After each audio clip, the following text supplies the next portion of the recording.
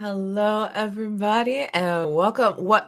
Night 4 of High Shelf Charity right here on High Shelf Collective. Today we're gonna play some wonderful. It's just old school essentials, That's what I right? would call it. But they really re-envisioned basic D&D and put them in new documents, which is one of the things is I always play red box, right? Well, there's really a limit of level 3. But with OSE, the levels are much higher. So these players might be a little more adept this session. We'll see where All they right. end up.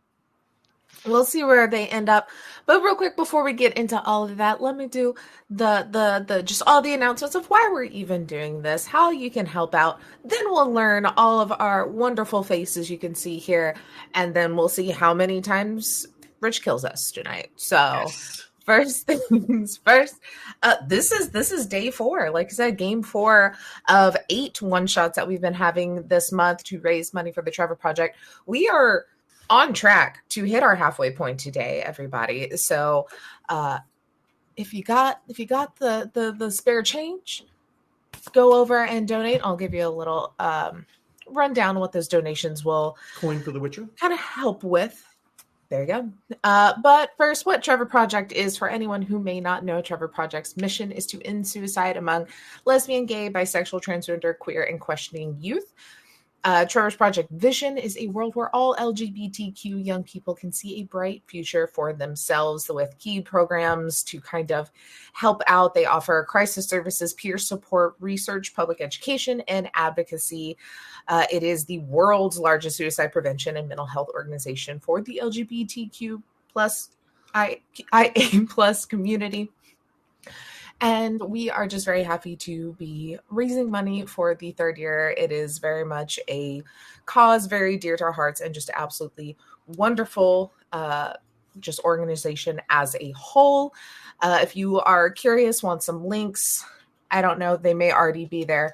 Of Trevor Project, you just use !point Trevor Project over in chat and you can get all of that information. But like I said, for those donations, some fun stuff will happen. First, we have giveaways. So each night, there is one large prize with a winner drawn from the break during the game, kind of our midway point, and then announced when we come back. After the whole event is over, HSC will be giving away one complete physical bundle of Cyberpunk Red books, thanks to one of our sponsors, Artel Sorian. To enter, you must donate at least $10 to the Trevor Project through the Tiltify link, and every $10 donation will give you an entry into the giveaway. Donations from one night will go on to the next. So even if you donate today, you have technically 4 more after today options to win some goodies. All entries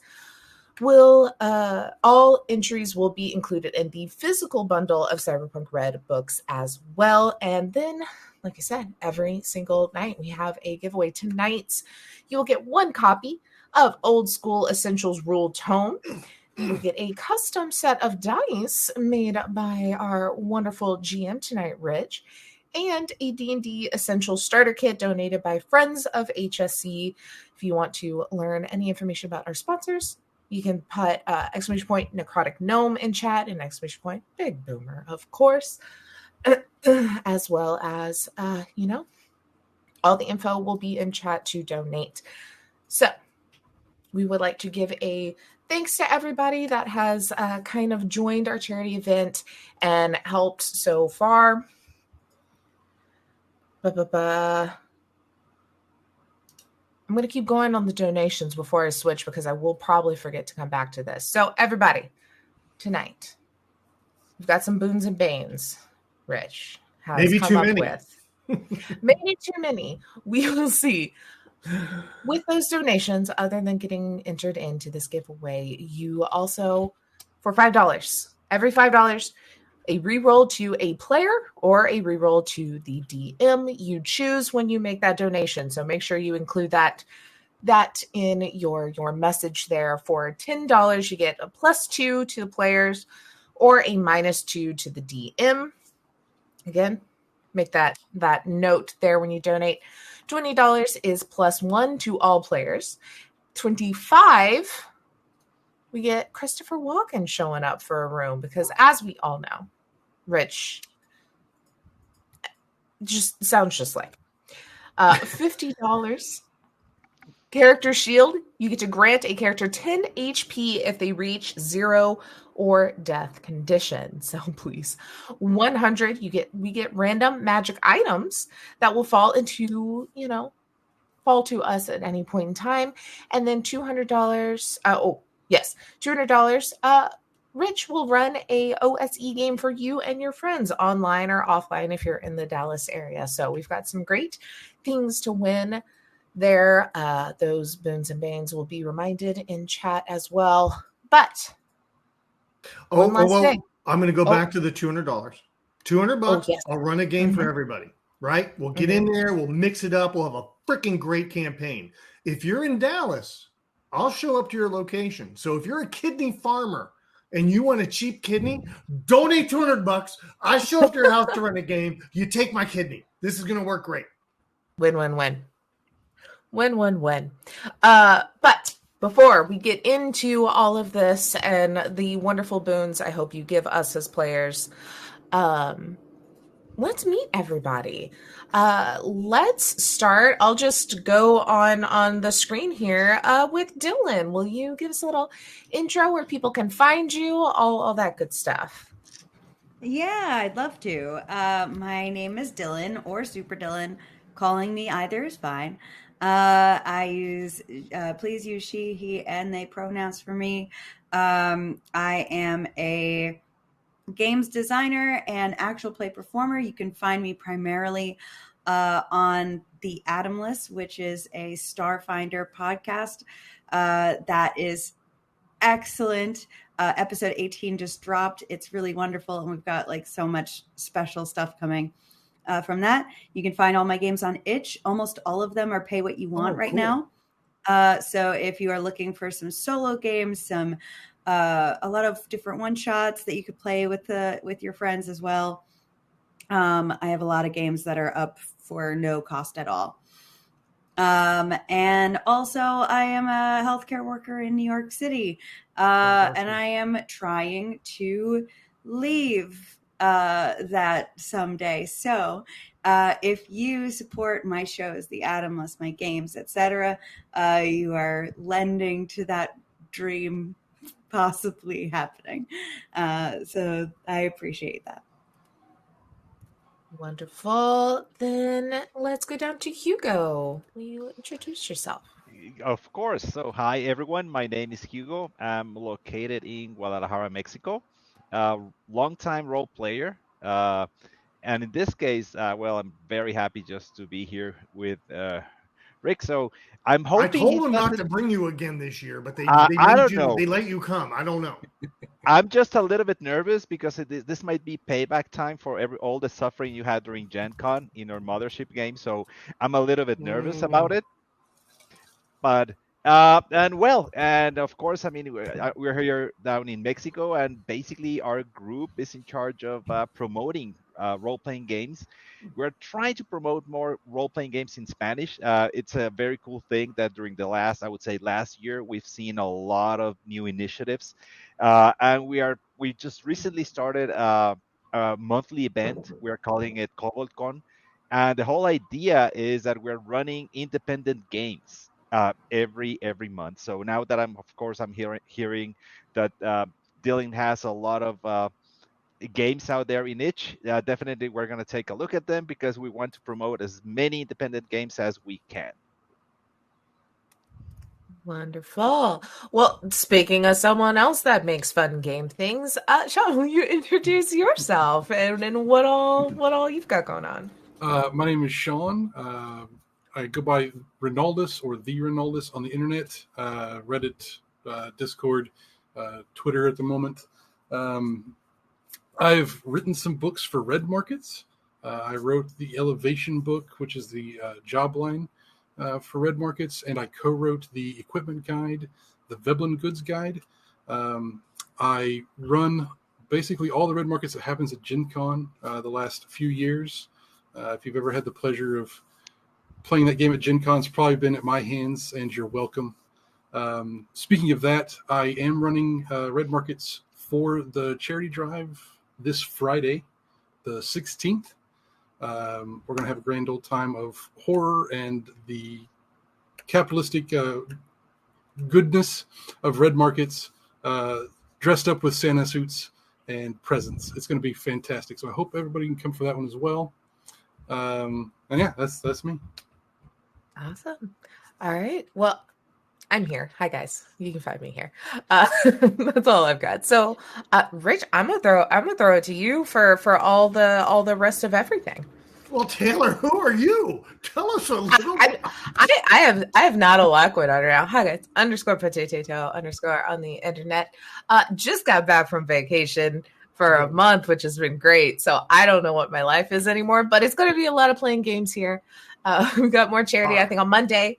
Or Tuesday. Tuesday is our next game, which will be Thirsty Sword Lesbians, ran by the wonderful Hina. They've already ran Thirsty Sword Lesbians on our channel before, and it was amazing. So that's it. That's all I got right now. And then Big Gay Dice game over on 2000 Tales on Tuesdays. That's not charity time.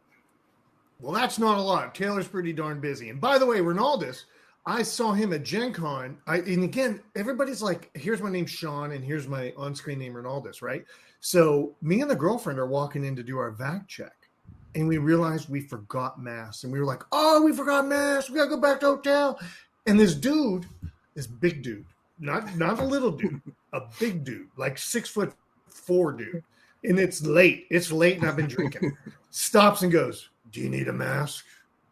And I'm like, yeah. And he goes, are you rich from my shelf? And I'm like, yes. How do you know these things? It was Ronaldus. We just saw him in the street. It was so weird. And then he gave us masks so we could go in and do our vax check. And thank you, bro. You saved me like another 20 minutes of walking. So truly appreciate it. But yeah, you're a big, huge dude. Number 2, great to have everyone here. Dylan, Hugo's used to my games. Taylor's seen some of my games. Sean's kind of seen them from the side. Dylan's new.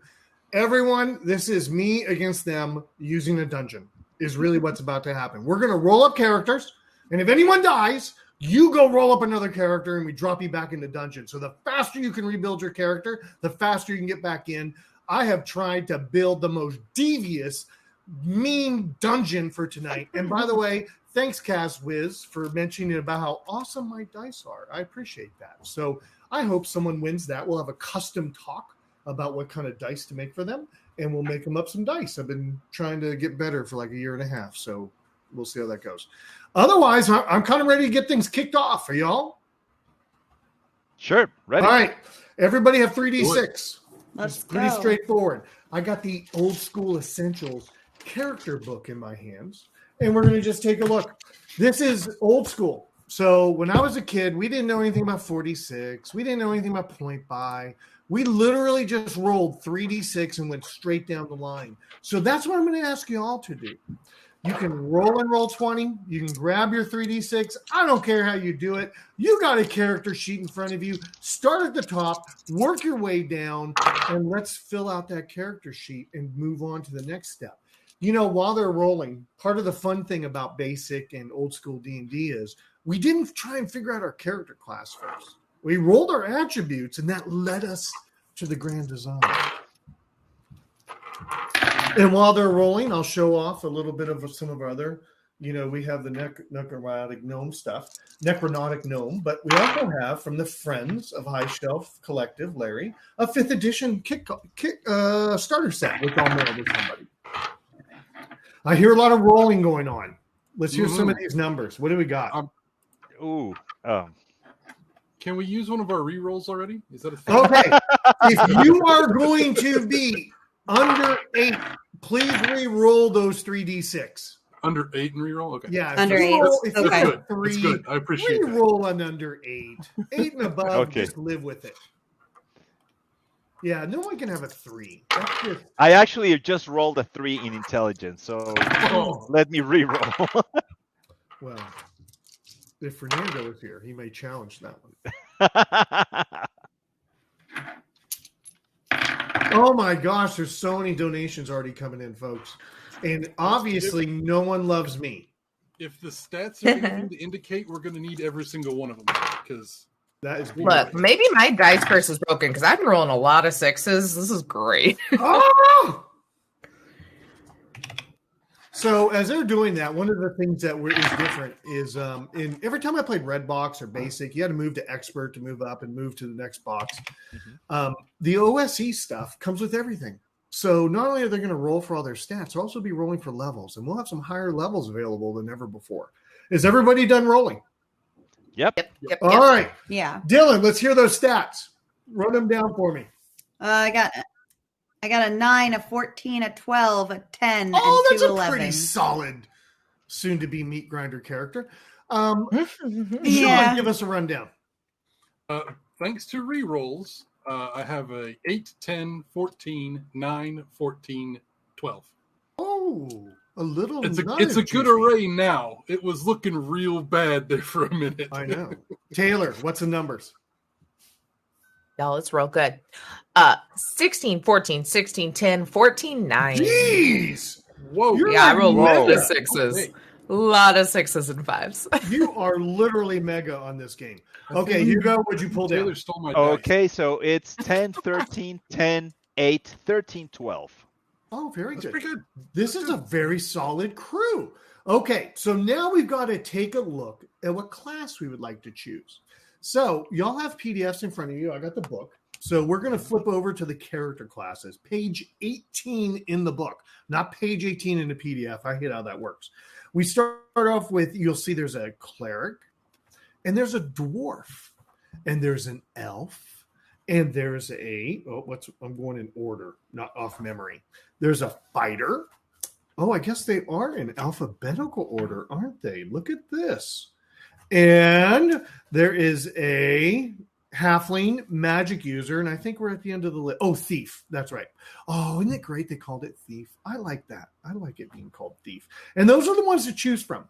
As you look at each of their areas on the pages, you're going to see a prerequisite and that is a prime requisite, which is like dex, which is like intelligence. When what you're looking to do is find the one that's matching what you have points wise to be able to put into it. Just like if I went to elf, which by the way, dwarf, elf, halfling were multi-class. Those jerks didn't say it that way. But if you look at their stuff later, they're multi-class. So if you can fit one of them, you usually fit a little better. But I'm going to look at the elf on page 22. You'll see intelligence and strength are the prime requisites. And a little bit further down, an elf must have at least 13 intelligence, 13 strength. So take a peek through there and take a look at what classes might come up. And by the way, I don't care if y'all are all fighters. Whatever y'all want to be. This doesn't need to be balanced. This doesn't need to be one of everything. This needs to be whatever you want to play. I mean, I'm leaning elf unless anyone else wants it because my strength and int are two of my This could be all highest. elves. This could be all elves. I Yeah. think I'm going to go for sure with magic user because everything for me is low except intelligence. So intelligence seems to be the magic user stat Yes. here. I've got a really solid set for the cleric, so Darn it. Got it. And I'm I think trying I'll to definitely, go first. I'll go for the dwarf. All right, I think we got a full party. By the way, you can adjust your ability scores. And I'm going to talk about that. It's a little weird, isn't it? That if you wish, you may raise your character's prime requisite by lowering other non-prime requisites. Now, here's the kicker. For every 2 points you bring something down, you can bring one of your prime requisites up. There's some caveats. This is why I love old school. There's so many little.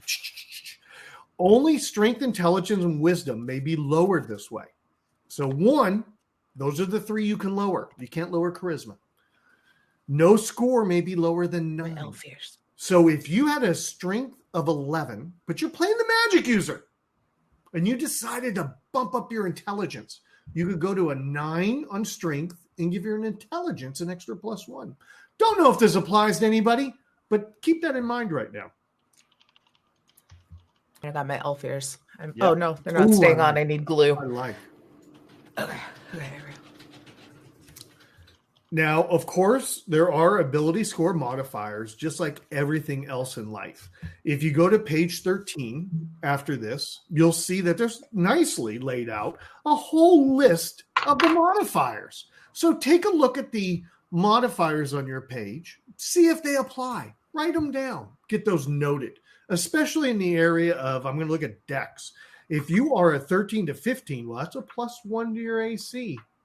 Along those lines. And by the way, before we get started, we got a huge lot of boons to go through because no one seems to be adding to my category. They seem to be adding to your category, which really equals more random creatures. I'm letting you kind of go through and adjusting your ability scores as we talk. After that, we're going to go into saving throws and some of your class abilities. So everybody kind of raise your hand when you're done with your ability score modifiers, and we'll move on to the next What step. page is that on, Rich? By the way, if you're looking at the PDF, you're going to look for PDF, the page in the PDF of 13, not the PDF page. You know how those are always a little askew? There we go. I'm going to look at chat while y'all are doing that. I do love going with character creation, and it's basic D&D is probably one of the last games that you can just say, hey, we're rolling up a character and we're going to be done in 20 minutes. We're coming up on 20-30 minutes. We'll be wrapped up with this and moved on. So much nowadays is like bam bam bam, lots of weight, lots of backstory. No backstory here, just we're going for it.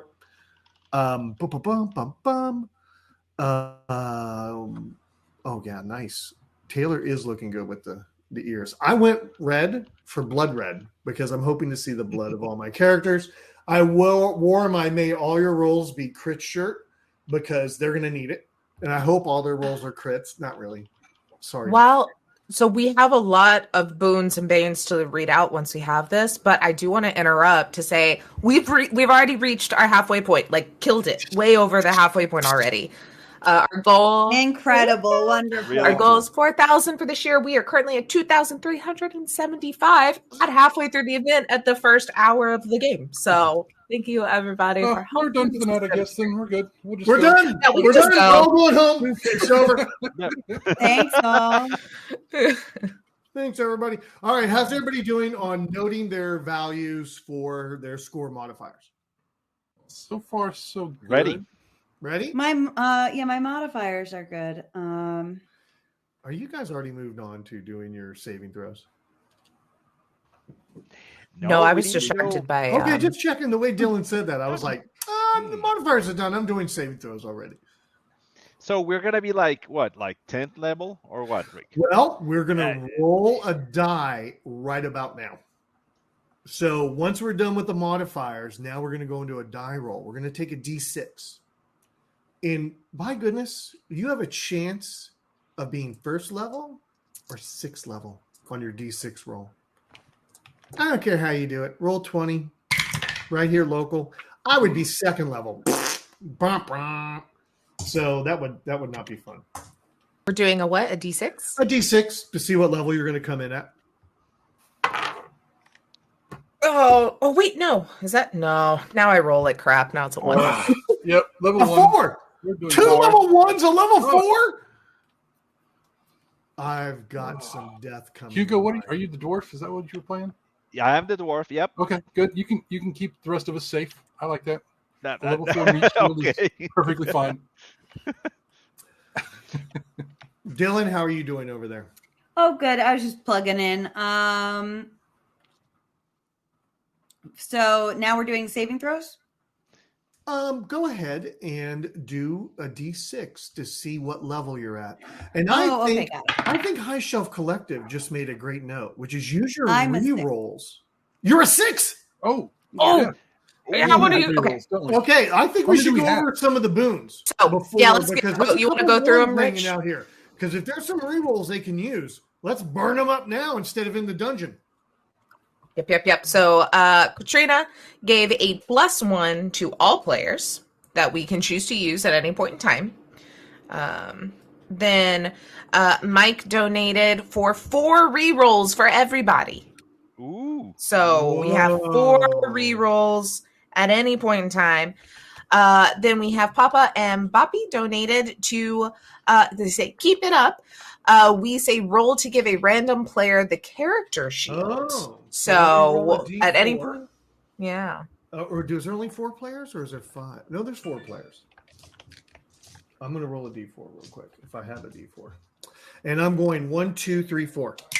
Okay. Sean, you have a character shield. Yes. Ooh, that's good. That's Okay. good. Let's see. Brownie says, thanks to Sean for luring me in a character shield for Sean. So you have 2. You can't die. You can't die. Whoa, he can die. Okay, so we know who's going up front. Yeah. You're going to have to make your party. Yeah.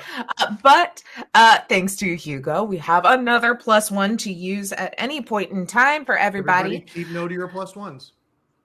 Jake says magic item for each player. Jake, oh my goodness, thank you for that $400 donation. So That's Whoa, awesome, Jake. incredible. Reggie can start Thanks. thinking on those. Yeah. Oh my goodness. I hate you. I'll keep the good news going for you. Well, I'll give you good news then, Rich, at this point, because Mary donated to give you 4 rerolls. Yes. Thank you so much. And then we also have Brownie donated. Oh, wait, no, I already read that one. I'm so sorry. Lyro Debris. Yes. Dubray. Sometimes known as just in time. Just in time. Because this is for 5 plus 2 rich rolls. Oh, you that's guys no are in good. trouble. That's no good. Okay. No. And then we have Oh. 5 plus 2. I will try my best to keep note when everybody's use some things to help us, but Okay, so there's some rerolls on the board. So 2 of you, one. I'm going to use one for my level. One Yes. of mine for my level. Well, we're down 2, I think. Yep. Mhm. Ooh, hey, level 5 cleric. That changes some stuff. Mm. Okay, let's see what's mine. 4. That's better than 1. Better than 1. That lowers my THACO too. Oh, baby. That's a term I didn't think I was ever going to say again where people would actually hear it. THACO. Man. Isn't that awesome? We're going to talk Has about it been a long time since you It makes me feel heard it? old. Change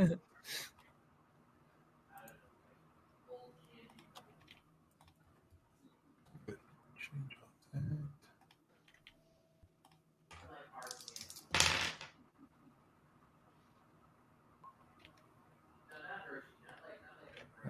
Are we rolling our hit points, Rich, or are we going to just take max? No, you take first level max and you roll the rest of the levels. Mm. That's what Got I was it. you're going to tell me. Oh, I've got some magic items to hand out, but I'll wait until we're a little further along. All right, rolling hit points. Dylan, what you're going to look at is your character class. The first one, you get all, and then you roll for the next ones. So I think you went magic user. Is that a D4? Yes, it's a D4. Taylor, what's yours going to be? Elf a D6. Okay, so 6, and then roll the other ones up. Hugo, what are you doing for your base hit? It's a dwarf, so it's a die 8. And then you roll the rest of them. Yep. All right, we're on to choose an alignment, which really, just pick whatever. You're going in my dungeon of MASH. Don't worry about languages. But before you go to buy equipment, we're going to have a moment of the game, and then we're going to come back to equipment purchase.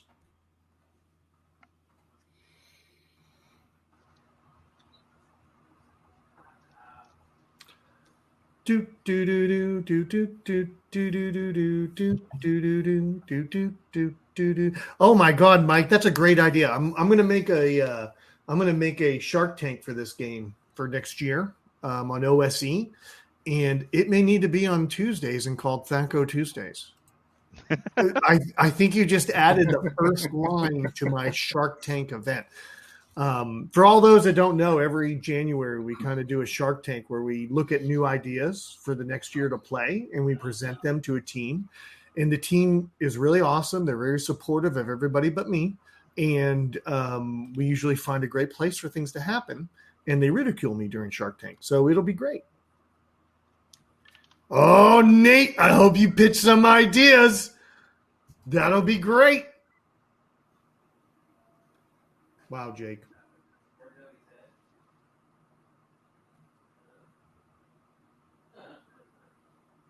All right. How's everybody feeling on Seems the idea? pretty good. Leading up to, you should be left over. Don't worry about languages. You should be left over to buy equipment stage. Are you ready for a little imaginary world time? Mm-hmm.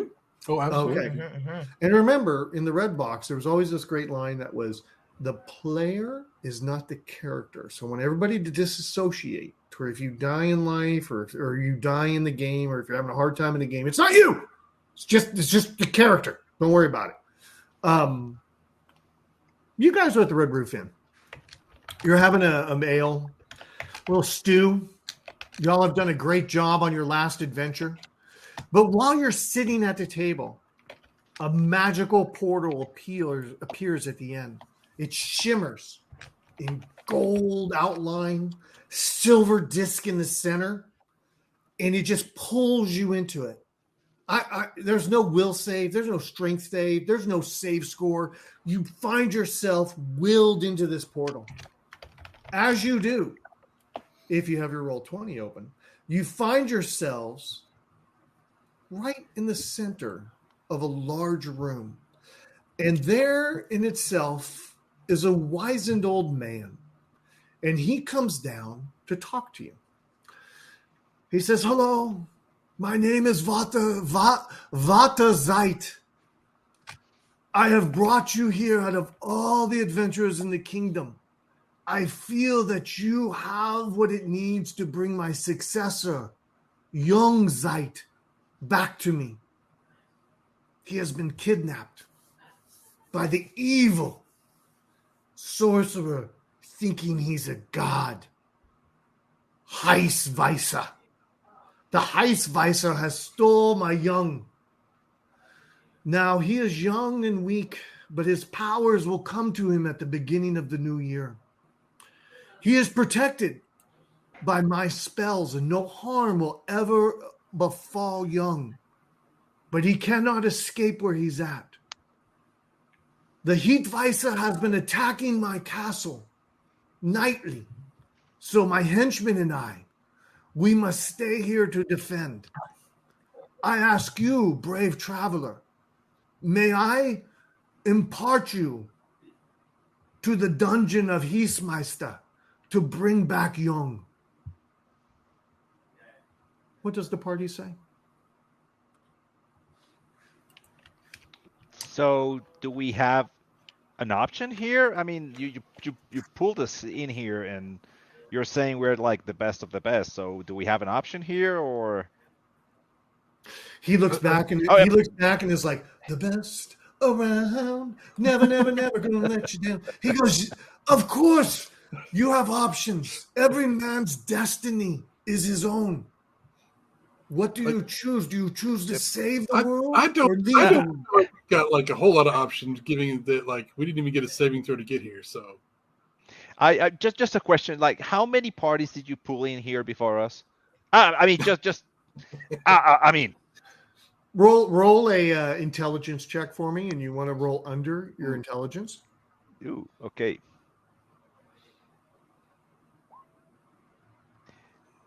16, no. At this point, he looks over and points to his side, and you see a crumble of bones over to the side of the room. He says nothing else, but he just kind of points over to the side.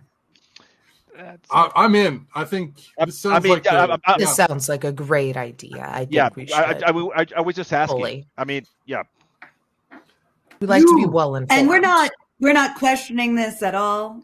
We're all just on board. I mean, I was you in the back, and then I saw the pile of bones. You in the back that looks so skeptical. Like maybe we should have follow-up questions, or I'm just spitballing here. But like, what's in it for us? Are you going to, is it fame? Is it notoriety? Is it gold?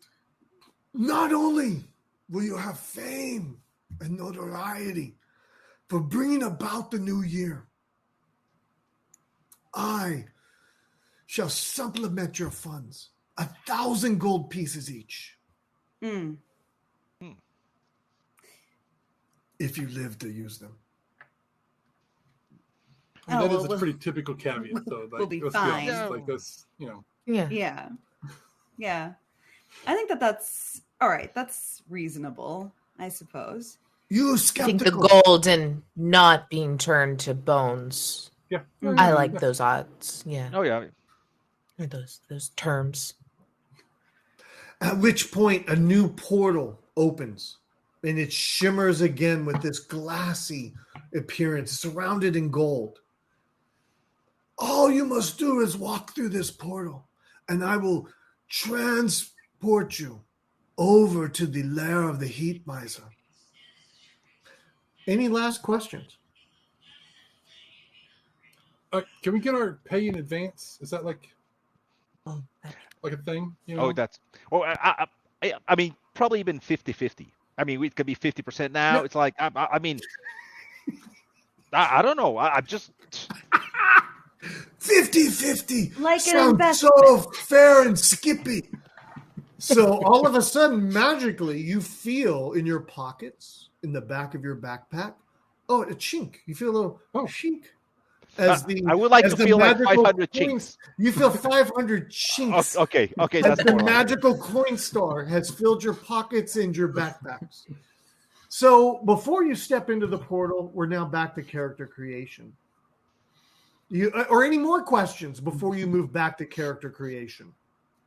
I will interrupt again, though, to say we High Shelf Collected donated for one magical item to the lowest level character. Oh, geez. In addition to Jake's items already. And we have another reroll for players and reroll for DM. So players, we should have had 3 rerolls at this point to use in your personal pool. I got 5. They like me more. Okay, any more questions before I put you back into character creation? From Vata Weist. I mean, I have lots of questions, but the pile of bones really prohibits most of those from being voiced. So I understand. Agreed. Dylan, any questions from you? I have what I need. Hugo, a question. Oh, no, I'm fine with it. We have the money, we have the missions. Like, I'm done with it. Taylor, an idea or question from you? No, I think I'm good. We're back at character creation. You have no problems with money because you've got an extra 500 gold pieces in all your pockets. So look at the idea of what equipment you would like to outfit yourselves with. As we look through the character creation book, you are going to move over. I need to move out. Adventuring, adventure titles, wealth, blah, blah, blah. Equipment gear, starting on page 36. This is everything that you have the availability to purchase. If you come up with the idea that you would like to purchase other things, let me know. I'll tell you whether they were in stock at the time you were thinking about that. As you flip to the next page, you will see weapons and armor. These will be things you need to purchase also. Think about all your weapons. Think about what you heard from Father Zeiss and see if there's anything in there that might help within this area. Before we proceed, while y'all are looking, I'm going to say you got a wand of lightning bolts. You have no idea how many charges are in this, but you have a wand of lightning bolts. I'll read all this later too, and you're done, and you can divvy it up. You also have a scroll of protection from magic. Thirdly, you have a beautiful longsword that's +1 with a +3 against regenerative creatures. Last, a mace with +2. Always good for a cleric. Now let's take a look at the next magical item that'll be coming up. I have to grab my treasures book. By the way, these A5 books are freaking awesome. what was the wand? A wand of what? Lightning bolt? It was a wand of lightning bolt. Ooh. Wow. Who donated for that last thing? For the item, it was High Shelf Collective. David, I truly hate you. You can talk David's teching, so he can talk over and say, I know you hate me, Rich. It's okay. You also have a Ring of Fire protection. I heard you. No one else heard you, but I heard you.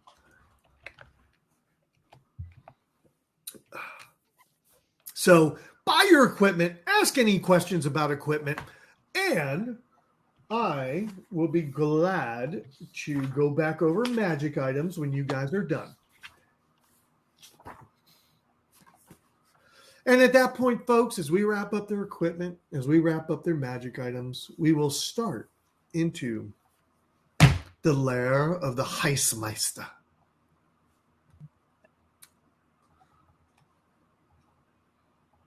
And I got to reroll. Thanks, Nate, for giving me a reroll too, because I'm going to need this. There's some pretty nasty things. Nah, it'll be fine. I don't even want to know what level they're at. I don't want to know their hit points because I'm just going to start whacking right away. So that way I don't have any insider knowledge. They've rolled up their hit points to get to their levels. We are going to play Thaco. So Thaco means at one point on your character sheet, you need to know how to hit armor class 0. And what you'll see on the top of your character sheet are low numbers. And what you'll see on the bottom is high numbers. And what you want to do is get an AC as close to 0 as possible. So when you grab something that says AC +4, it's actually a 9 -4. So you're going to actually be kind of working your way to a lower number, but you're going to want to roll a higher number on the D20. And if all this intrigues you and you've never played this before, donate $200. I'll come do a game for you. We'll go through it in super detail. But as they're getting to that point, if anybody has a question about Thaco, feel free to reach out. I can look at the book with you. We can take a peek at what armor you're picking. Again, be sure to double check all your character classes and armor that's available. Some things can't be used by all people. Like I think the cleric can basically go in full mail.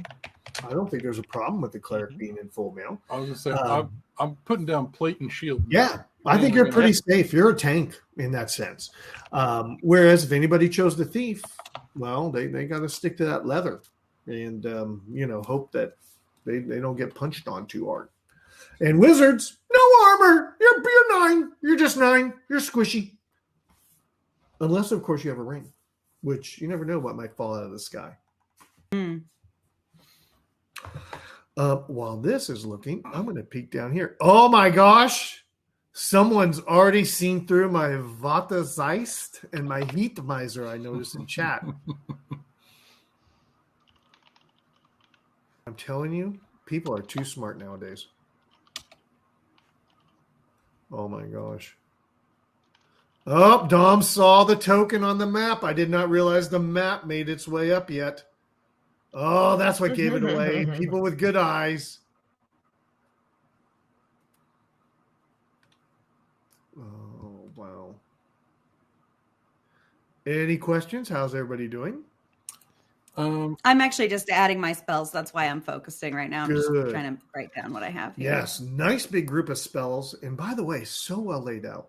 One thing that's different while I was prepping for the game, and I'll just talk about Necrotic Gnome for a little bit, is all the books are kind of broken out into small books.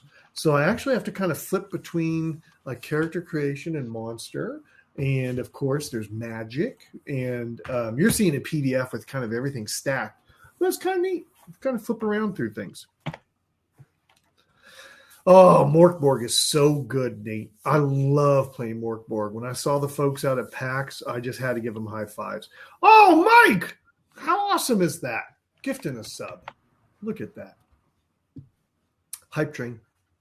Is that the way they say it? Is there bonus spells for ability modifier in this?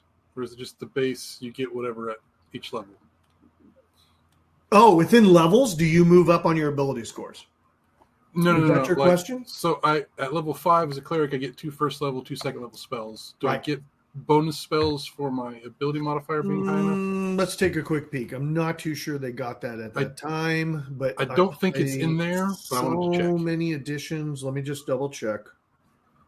I do not believe so, but I don't want to take that away from you. No, there is not. Okay.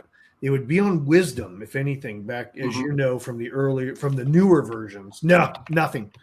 You get what you get, and you don't throw a fit. I like it. All right. I need to run to the fridge. And this might be a good time to do that as you guys are wrapping up. I'm going to run. Yes, Cass, your ears burned a little bit. They should have. Oh boy.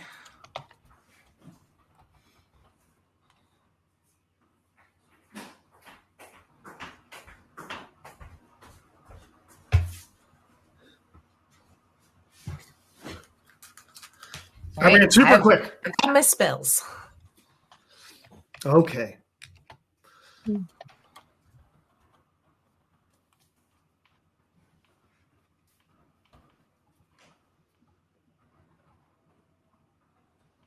What is this? What is this? What Alrighty. is this Red Markets love I see over in chat? Yes, say Katrina donated for 3 rerolls to Ronaldus. Heart Red Markets for life.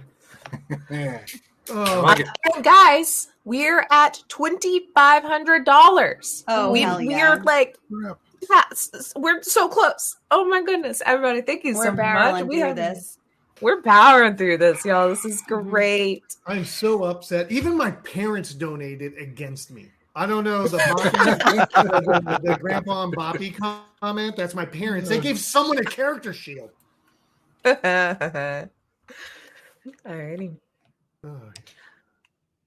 Oh, I need to roll. Oh, the magic item for the most low level character. How am I supposed to know my Who was the attack? most low level character? What levels are people at? I am 4 now. I'm also 4. And I'm 5. Okay, so that means it's a dice off because I know Dylan's at 6. So, I am. Taylor, pick even or odd. Even. You get the no. Hugo gets the Ring of Fire protection. Oh. Sorry, it was an odd thing. I tried. And how are we doing for divvying up treasure? Are you all ready? If you guys don't mind, the Mace +2 would be like right up my alley. Okay, Mace +2 is gone. Unless somebody else would like it.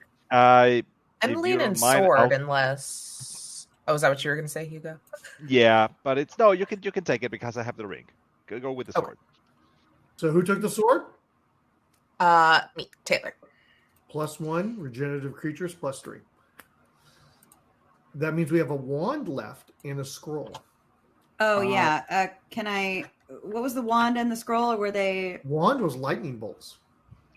And the scroll was protection from magic. Uh... I think both those are for you, Dylan. If Those are like- no one is feeling strongly about it, I will take both. Okay.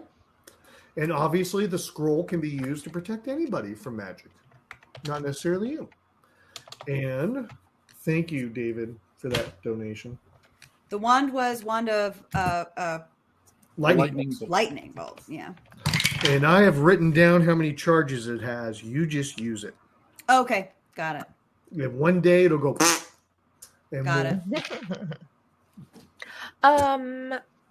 How do we know attack bonus? Where was that? Was that per my character or just general? Okay. Attack bonus. What character are you playing? Elf?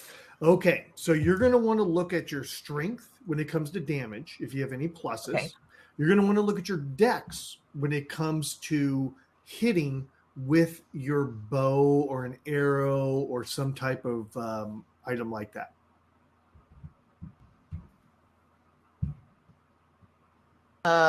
And just like what it says, combat and then attack bonus. That's like going to be different, obviously, for ranged and. Yes. Okay.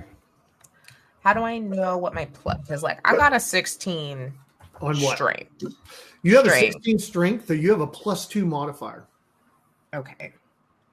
On your dex, it would be a 13 to 15 is a +1. And on a 16 to 17 is a +2. Don't know where you're at on that. I'm at 10, so I'm at a 0. Beautiful. How's the team looking? Everybody have a character put together?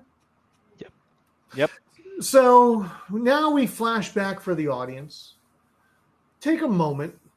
Let's walk around the horn. Tell me your character name and a little bit about your character. And you know what? I'm gonna pick on Sean first.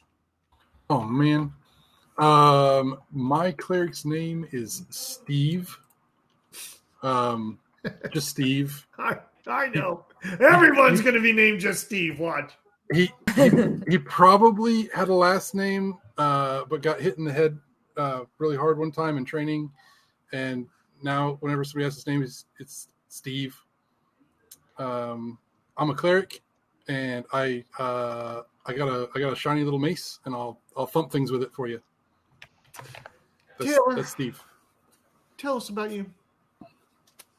I am Steve. Now, I am going to be Violet. Violet. Why not? I looked at my hair, and that's what we got. And I am a elf with like some shiny armor and a shiny sword, and looking very shiny and primed and proper, and like probably that very still kind of like rigid, like it makes you uneasy. Stoic. Yeah, a little stoic. Yeah. A little stoic. Kind of puts everybody on their heels of their feet when you just give them that look. Yeah. Mm-hmm. Yeah. Just cut the eyes just right. It's like, oh man. Super Dylan, tell us. Yes. I'm Binks. I have not slept in years, and I look like it. If that is well enough. I'm very smart and not very much anything else. Yeah. But you are a wizard. I am a wizard. We got that going for us. Last but never least, Hugo. Okay, so my dwarf is called Oris, the young one, but everyone calls me "Can't you?" because that's basically what my mother tells me. Can't you be like your brother? So it's basically, can you? So that's the reason I'm adventuring. I'm really I have a very high standard to meet for my family.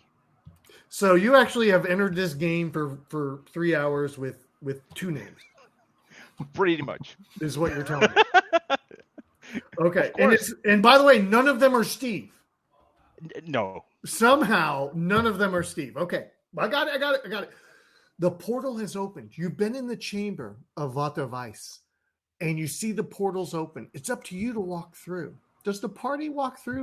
Are you guys convinced this is what you want to do in your life? I've got gold. I'm good to go. Beautiful. Yeah, not sure this is what I should be doing with my life, but definitely going through. Take a look at Roll20, and you'll see that currently there's a small area highlighted on the map. You find yourselves outside of an entrance, and literally the door is directly in front of you. As you take a look at this main door, it's all ice. The ice is like there's the door in the center, right? And then there's that outside rim. It's all ice. And what's beautiful about it, there seems to be swishes of fire that are going around the outside of the door. So it's a door that's ice with fire traveling all on the outside, creating this beautiful imagery. Little bits of steam seem to be coming off the door. As you look at the door itself, there's 2 different handles. There's a top bar lock that you all have seen in many peasant hovels or in, maybe even within nice lairs, that it slides to the left to open, it slides to the right to close, and it literally just moves a hunk of metal as it's going between. Below that is your standard game room door, or door handle. Nothing crazy about it, nothing ornate, You just take it and push down, and the door opens. But as you're examining this door, a magic mouth opens up in the center of it. And speaking in all of your native tongues, it says out loud, "Speak thy name of the Lord and benefactor to pass."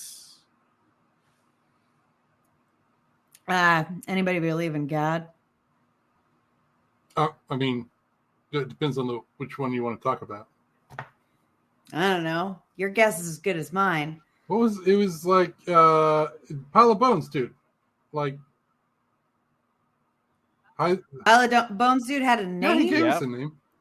Yeah, Look, Bot- I'm not good with names though. Like, if you want me to remember it, I was not interested in that. Was it like Vada or like something? Geist? Vada Sight? Something like that? Geist? So Sight. Not Geist, Sight. Sight. Vada Sight. Yes. it was the old Vada guy that sent us to come look for the young guy, Mm-hmm. Yeah, young. Yeah. and he had a pile of bones, and he's like, "Look, you don't have to come do this, but like, eh." So that's the guy that David? sent us. Go Yeah, all but the way to the right and up. But do we say his name, or what about if we say we come with this Heisvisor guy? I forgot Well, that to was move the yeah, players. the wiser dude. That was Yeah. the guy's name, right? Yeah. Well, that's the guy that basically kidnapped the son, right? So Yeah. okay.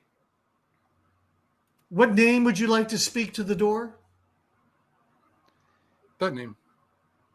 Okay, so I take a step forward, and it's like, my name is Oris, and I come on behalf of Heisvisor. Magically, the mouth says, "You have spoken true, thy name of the one and only true Lord and benefactor, Hersweisa. You may now enter." Yeah, that guy. See, I told you. It was the whatever that was. Yeah. Oh, like, not like God Lord, like rich dude. No. Like the rich dude that gave us all the money and had the pile of bones. Back in your memory. In Oh, yeah, different yeah, kind Dr. of. Weiss Yeah. talked about the so-called Lord Heatweiser. He thinks of himself very highly, like he is some celestial being, when he is nowhere near the level of Vata Weiss. How would you like to unlock this door? Well, as we think about the doors, which is obviously the most terrifying thing to any D&D related party, we also have to think that now, thanks to John, Rich has 10 plus ones. Oh boy! Oh, okay. Ooh. So that Can't wait means till he wants to kill one of us and adds plus 10 to one roll. that means everything is a plus moving forward for a while. Okay. As far as this door goes, since the door opened and said, like, "Come on in," Steve doesn't No, hesitate. Like, the door says the door is unlocked. How it said- would you I thought- like to I thought it was proceed? There is a top bar that's a left and right bar, and there's a handle below it. Which one would you like to try? Can I just do a little detect magic on the door before we start? You sure it? can. I mean, it talked to us already. I think I'm just, maybe. like, you know. You cast detect magic, and you see litten up and shaking and moving every bone within your body. That top bar is just screaming, "I'm magic, touch me. I'm magic, touch me. I'm magic, touch me." What if we try the bottom bar? Okay. It's a hunch I have. Like Steve, without hesitation, will reach out and grab the bottom one. The bottom bar opens, and you find yourself. Let me review and reveal. By the way, we're not worrying totally about everybody having a mini. We're just kind of exposing areas along along that line. Does that make sense to everybody? Gotcha. Yeah, that's great. Easy peasy. Yes, that way But whoa! Before we get marching into this dungeon, tell me a marching order. Okay, I would probably say the the immortal cleric and myself will probably go up on front, and then we'll have the elf and the magic user behind us. Yes. Yep. That's good. Okay. I got it. I Okay. am what you might call a sucker, so put me up front. Yeah. Let me just take a look at my Legend Keeper entry here real quick. All right. You see in a pool in the corner of this room. By the way, are you all on Roll20? Does this all make sense? Do you see the pool Yes. in the corner? Yep. By the way, my graphics are terrible. I literally just put a blue square there, right? And none of my map lined up well with the squares in Roll20, so we'll just have to deal with that. You see a pool in the northwest, in the corner of the room. And by the way, you see above it scrawled in runes, I can crawl, I can fly, I have hands, but no legs or wings either. I can crawl. I can fly, but no legs, no wings. I can either. crawl, I can fly. I have hands, but no legs or wings either, is scrolled above the pool itself. And you do see some entrances and exits there. By the way, I'm dropping that into Discord so you can see that note. Well, thank you. By the way, thank you, PBR John. I appreciate that. And you have exits to the west and to the south. Is a clock. Time can crawl, time can fly. A clock has hands, No legs, no wings. No, that makes sense. I don't know what that means to this water because I do not have a watch. Yep. Yeah. I mean, yeah, I think that sounds exactly right. I think I don't know what any of it means, but yeah. Steve says you're doing a great job. Thanks, Steve. So I would like. So I'm not that smart, but Binks is smart. So I would like to give a little inspect this lake and see if I can figure out how time is connected here. You go to take a look at the lake. Give me a roll against your wisdom. Let's see a D20 against your wisdom.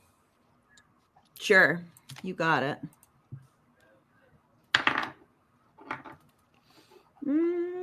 All right. That's a 19 total. At this point, you go and you grab a little bit of the water in your hand. And you start to kind of shimmer it around, like you're panning for gold. And you're kind of looking at the water itself. And you understand essentially that this water holds some type of magical value. But you're not too sure what. We got magic water here. It's the water. It's magic. That's like, so we take turns, we drink a little bit and see what happens, right? Did you see who dies? Yeah, just to figure out what it does. You're welcome to. I will please not. do so. Steve, I don't know. Go ahead. I feel like this is Look, a job for Steve. Steve may not be the brightest breastplate in the army, but but I know better than that one. You seem like a deeply religious man. It's like I'm sure your God will protect you.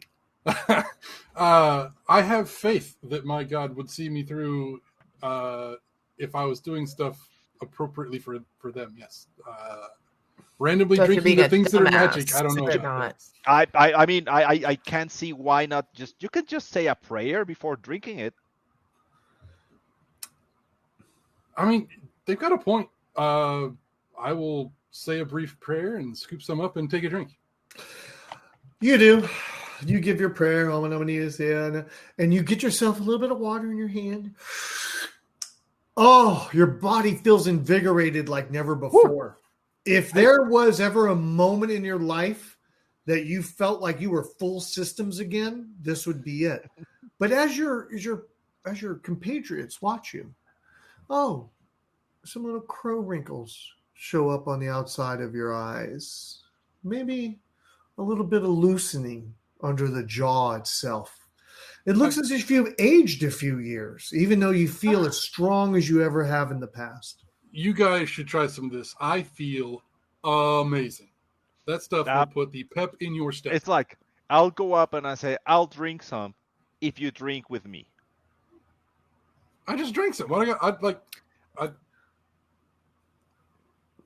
I mean, when this wears off, I'd want to drink some more. Am I the only one that saw that? No. How do you feel? Because you look like Steve starts like busting out some jumping jacks, some push-ups. Like I'm feeling great. Like I'm not like the most physical guy, but like I'm up for this right now. Like that's some good magic water. So magic tends to have an expiration.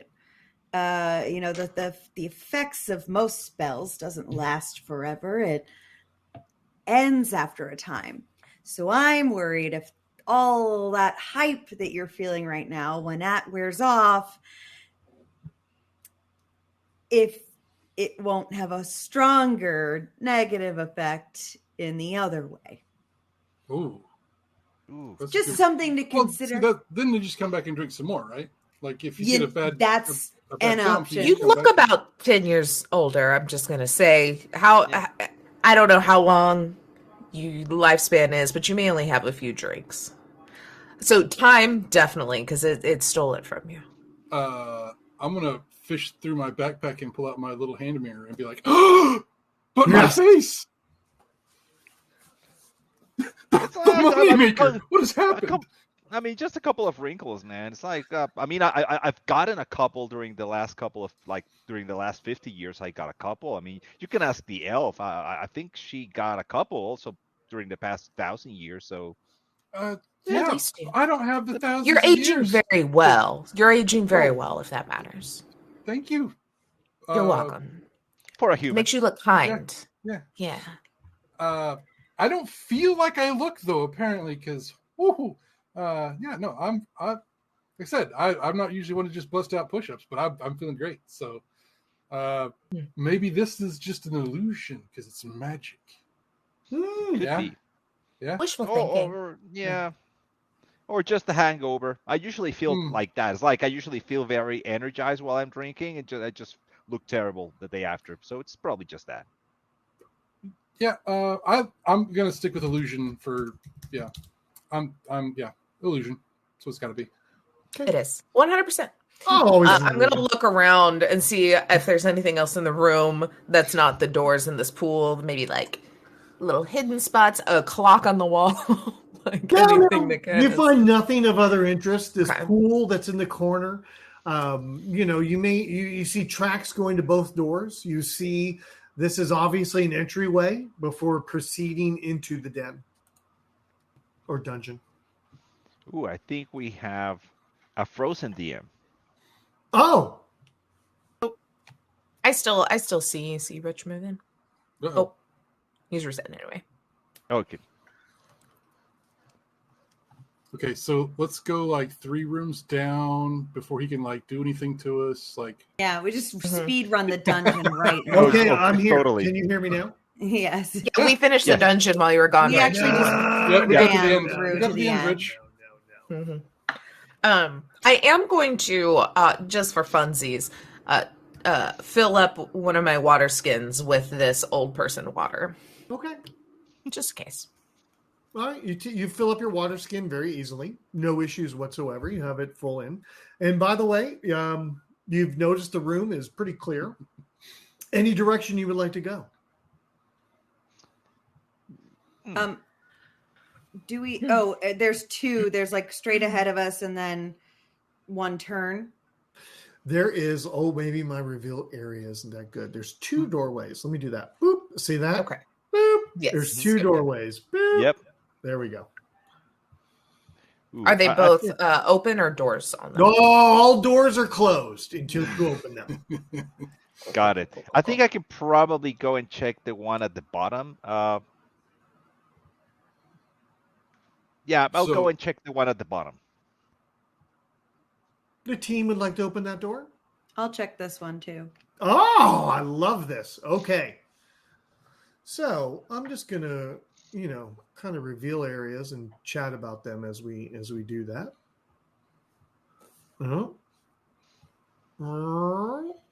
You guys can see on the map what's happening as I do those reveals.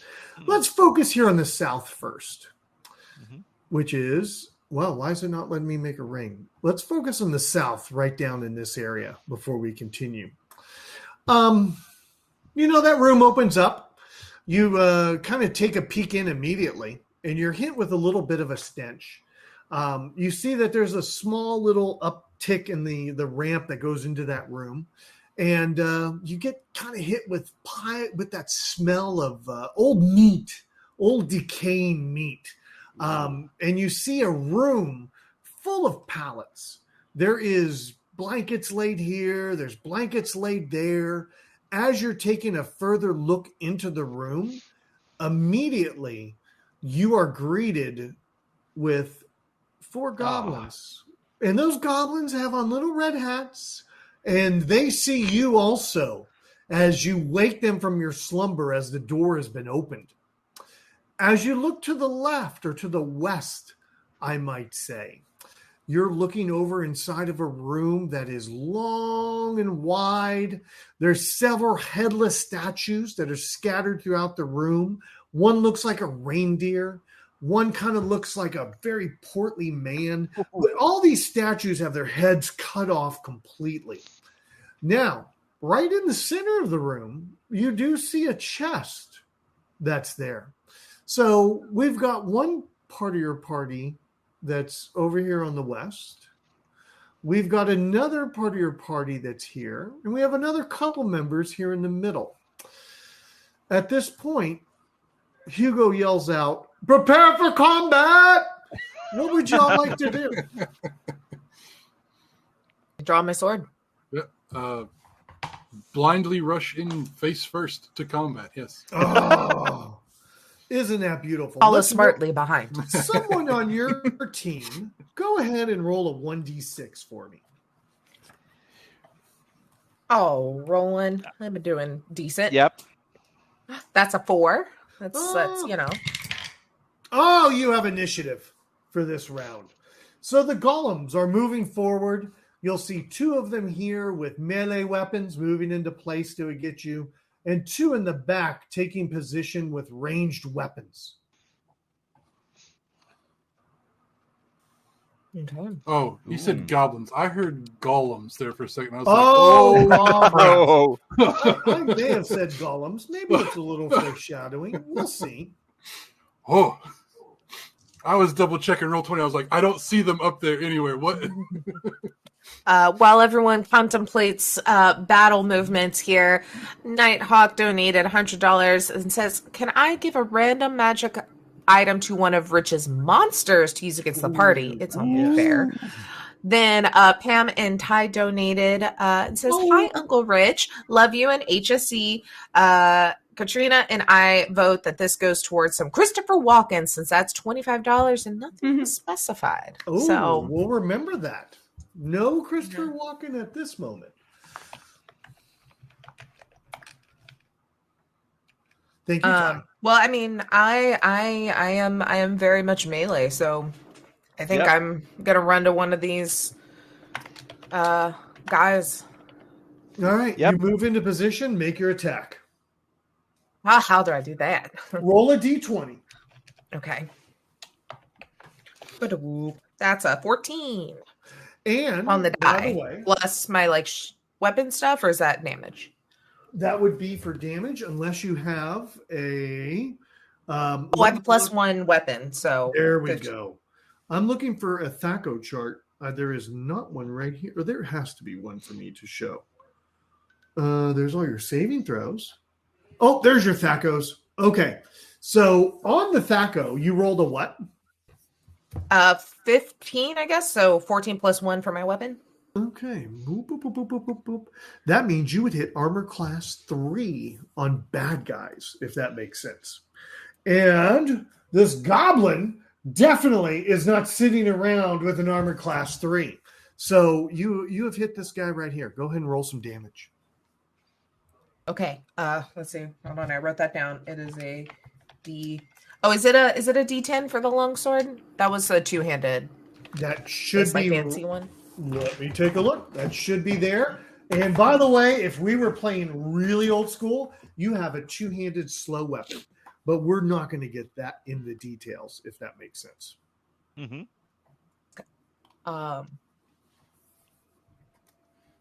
If it is a 10, which I hope it is, because I rolled a 10 on my D10. Plus 2 for my strength, so 12. All right, that guy's down. Next in the order.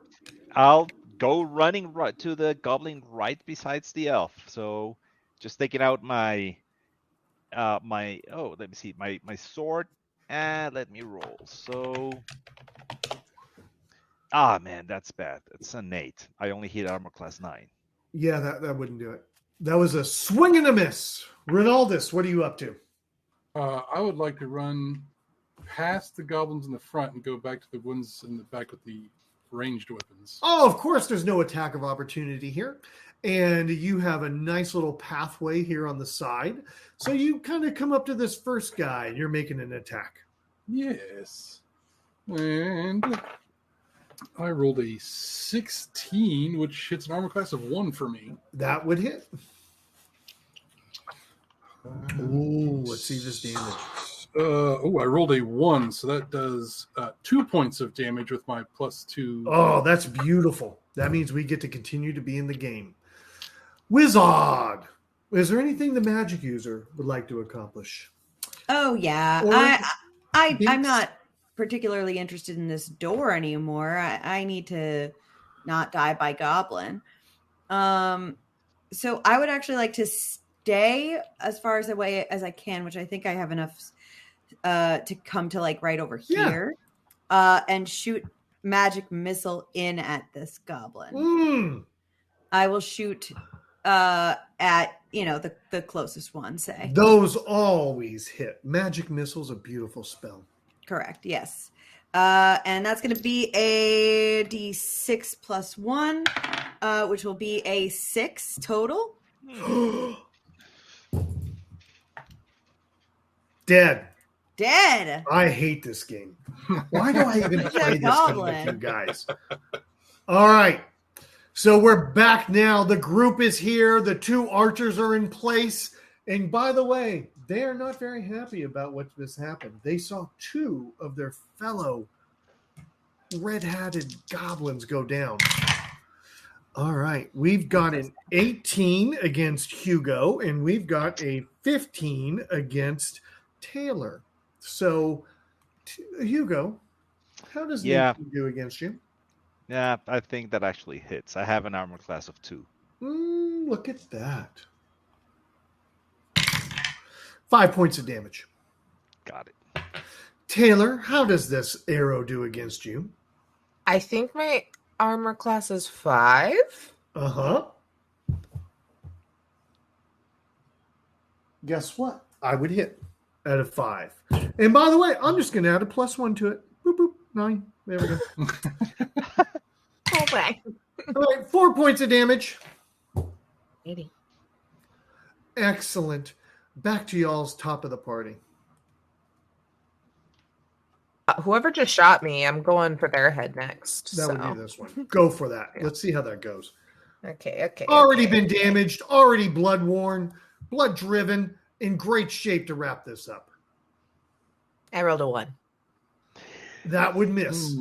Now, next in the party. You could re-roll. Oh. We have some of those. Yes. Yeah, a lot of those. Why don't we? Yeah, I'm gonna re-roll because that nat 1 doesn't need to exist. That's better. That's 18 total. That hits. I curse these re-rolls. Who donated those? 10, 7, 8, 9 damage. Okay. And check off a re-roll. By the way, Katrina, we don't need help from chat. Just kidding. Everybody's welcome to help.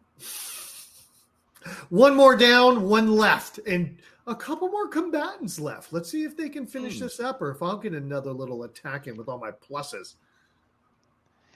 Man, I'm teasing, Heather. Man, I'm starting to feel bad. It's like I just can hear the voice of my mom in my head telling me I'm not good enough. So I'll just rush towards the other goblin. Okay. Yes. And let's see. And that's a 5. No, I'll use one of my rerolls. I don't want the 5. Yeah, good. So, Let's use up all these rerolls. okay, that's a 15. That's definitely better. So I hit Yeah, armor yeah. class 2. You hit.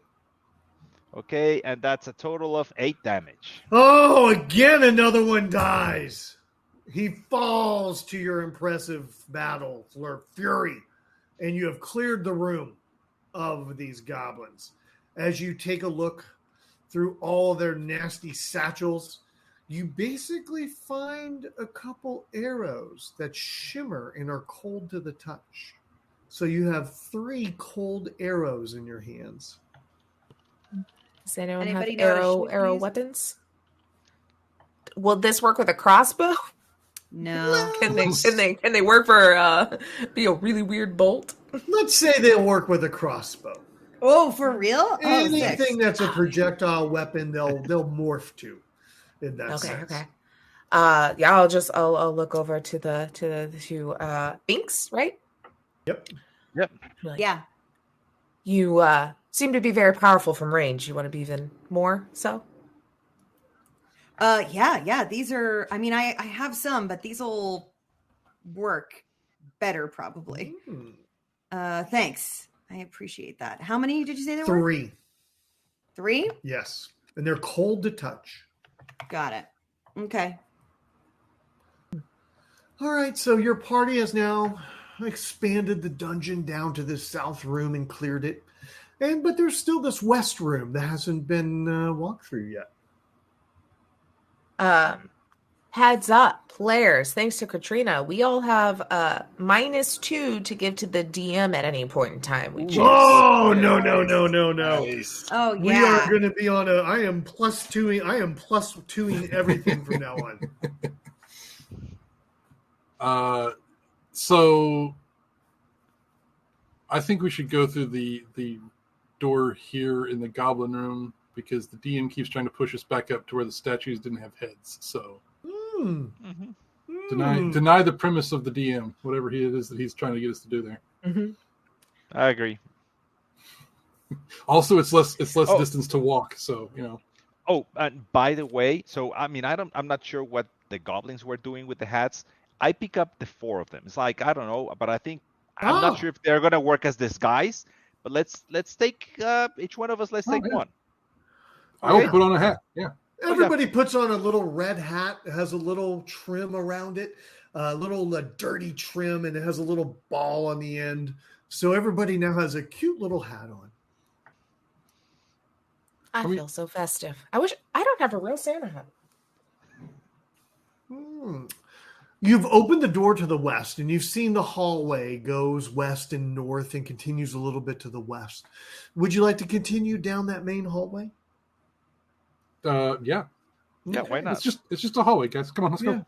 That's And over bingo. here or over here? Oh, over here. You're down over here now. Okay. I'd say you're down. Let me turn off my reveal.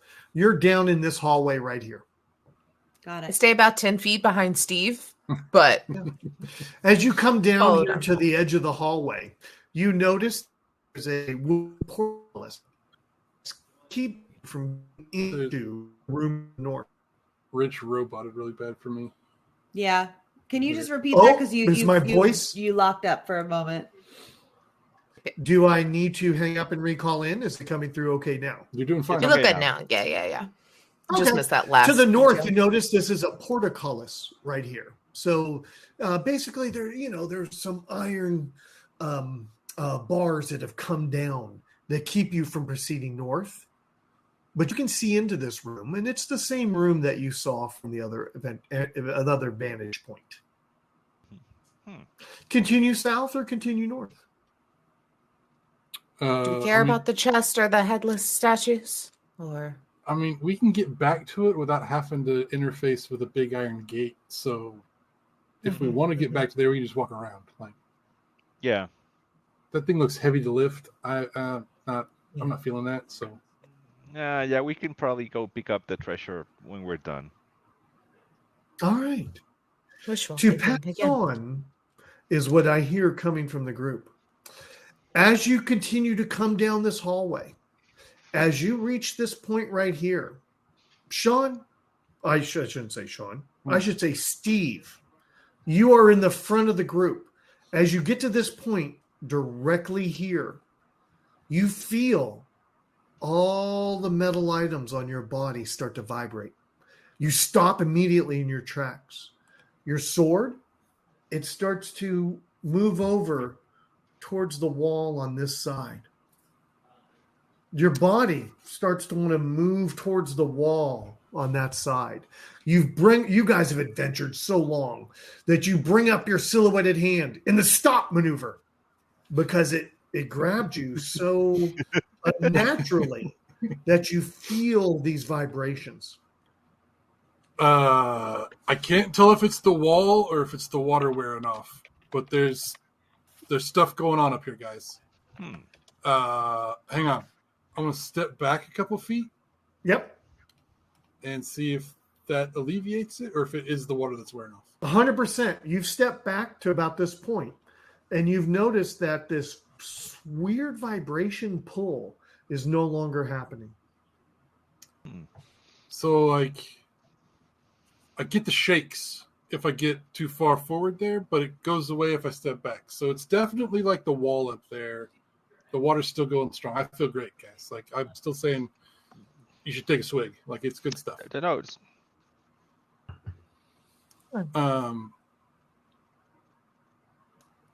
If I like put my back to the opposite wall from where it's pulling and try to like shimmy on down that way, does it get better or worse or anything like that? So I'm going to draw a little freehand from what I heard. You're here, and you're wanting to stay along this edge right here. Yes.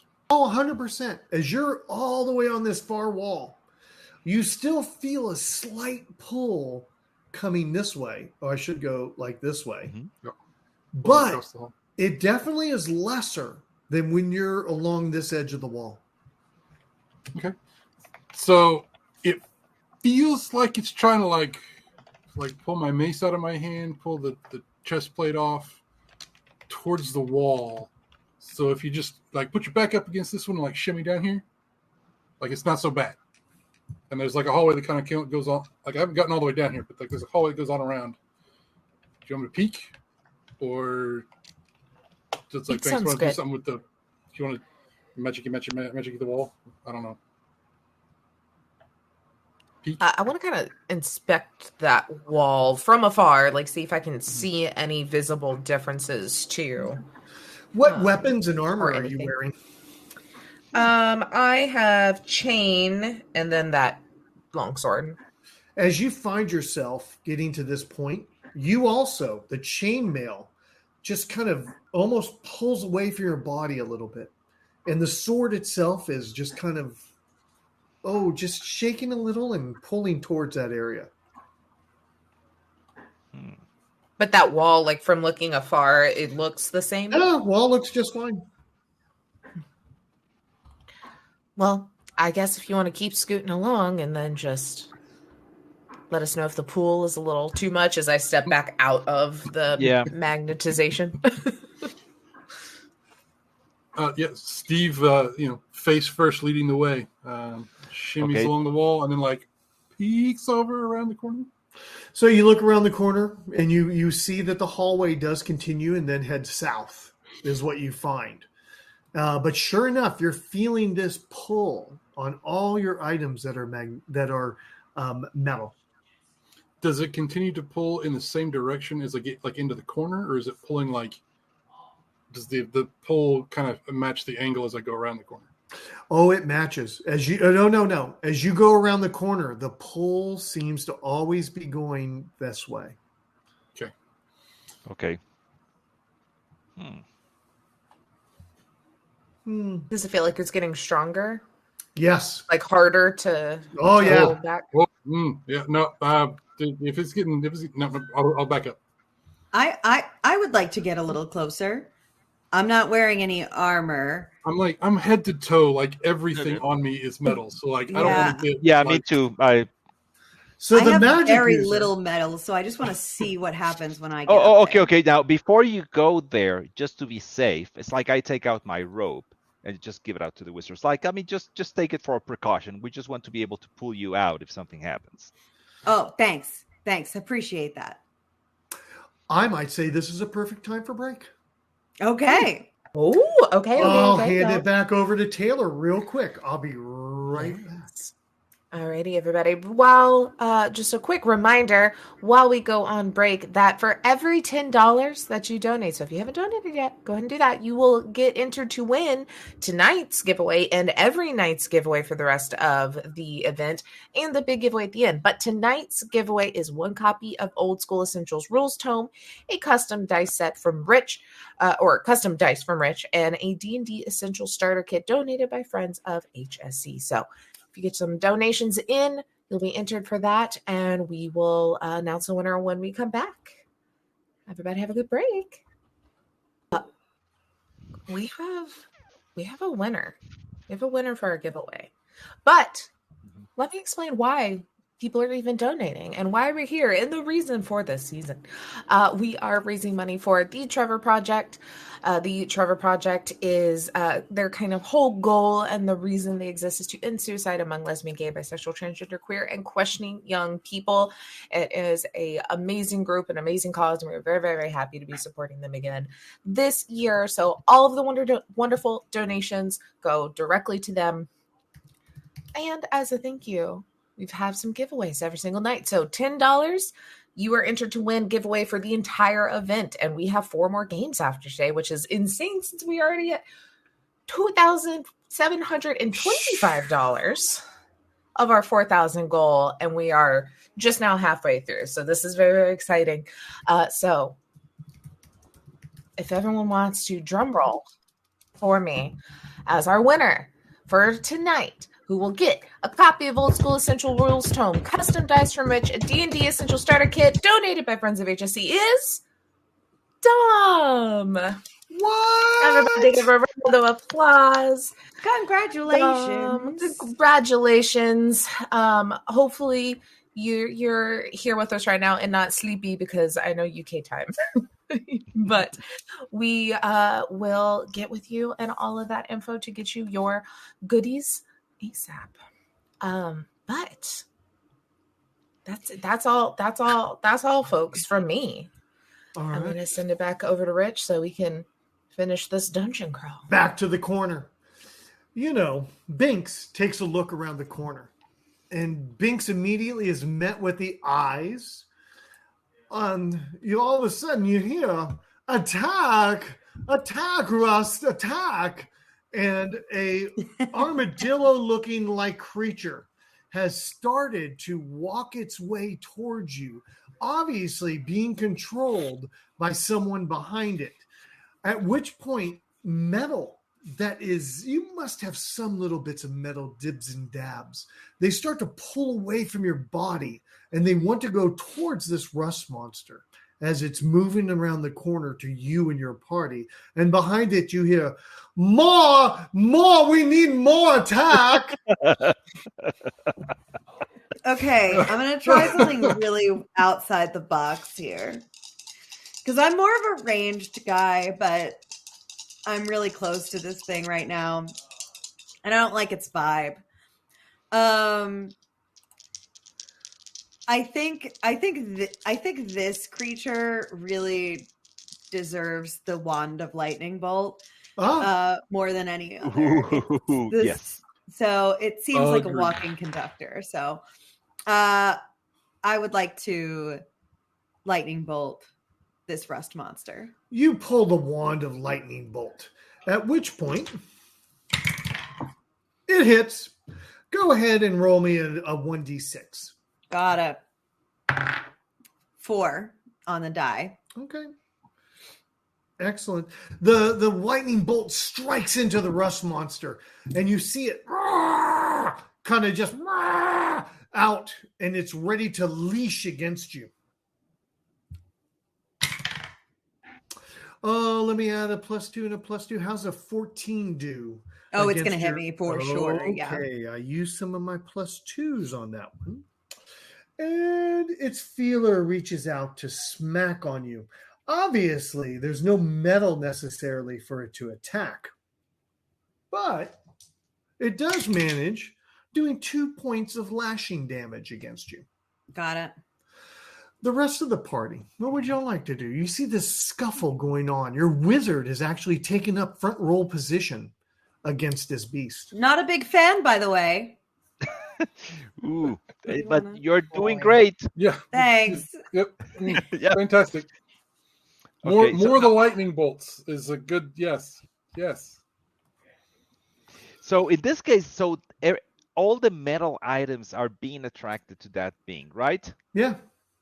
Okay, so what I'm gonna be doing real fast here is like I'm gonna grab my backpack, just take everything out. Just gonna take 2 of my hand axes, 2 of my flasks of oil, light them on.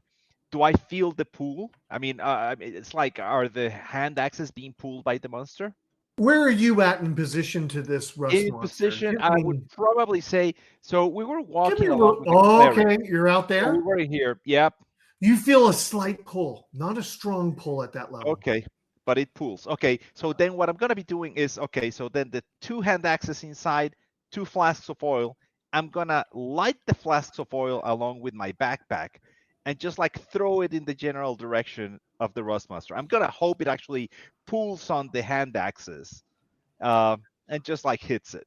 Oh, sure enough. As you launch this into the air, they immediately start to, as they get within, let's say, this range right here, they are just attracted to the rust monster and they pull closer.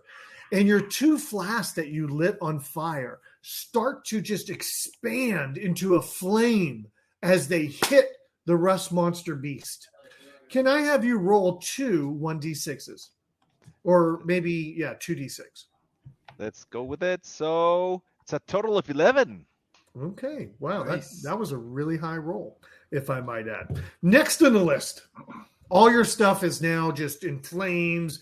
The things that were metal that have touched the rust monsters as in your axes have disintegrated.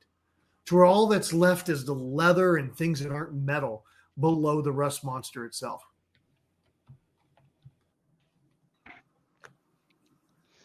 Like, I'm not the smartest Steve you've ever met, but Go, Steve!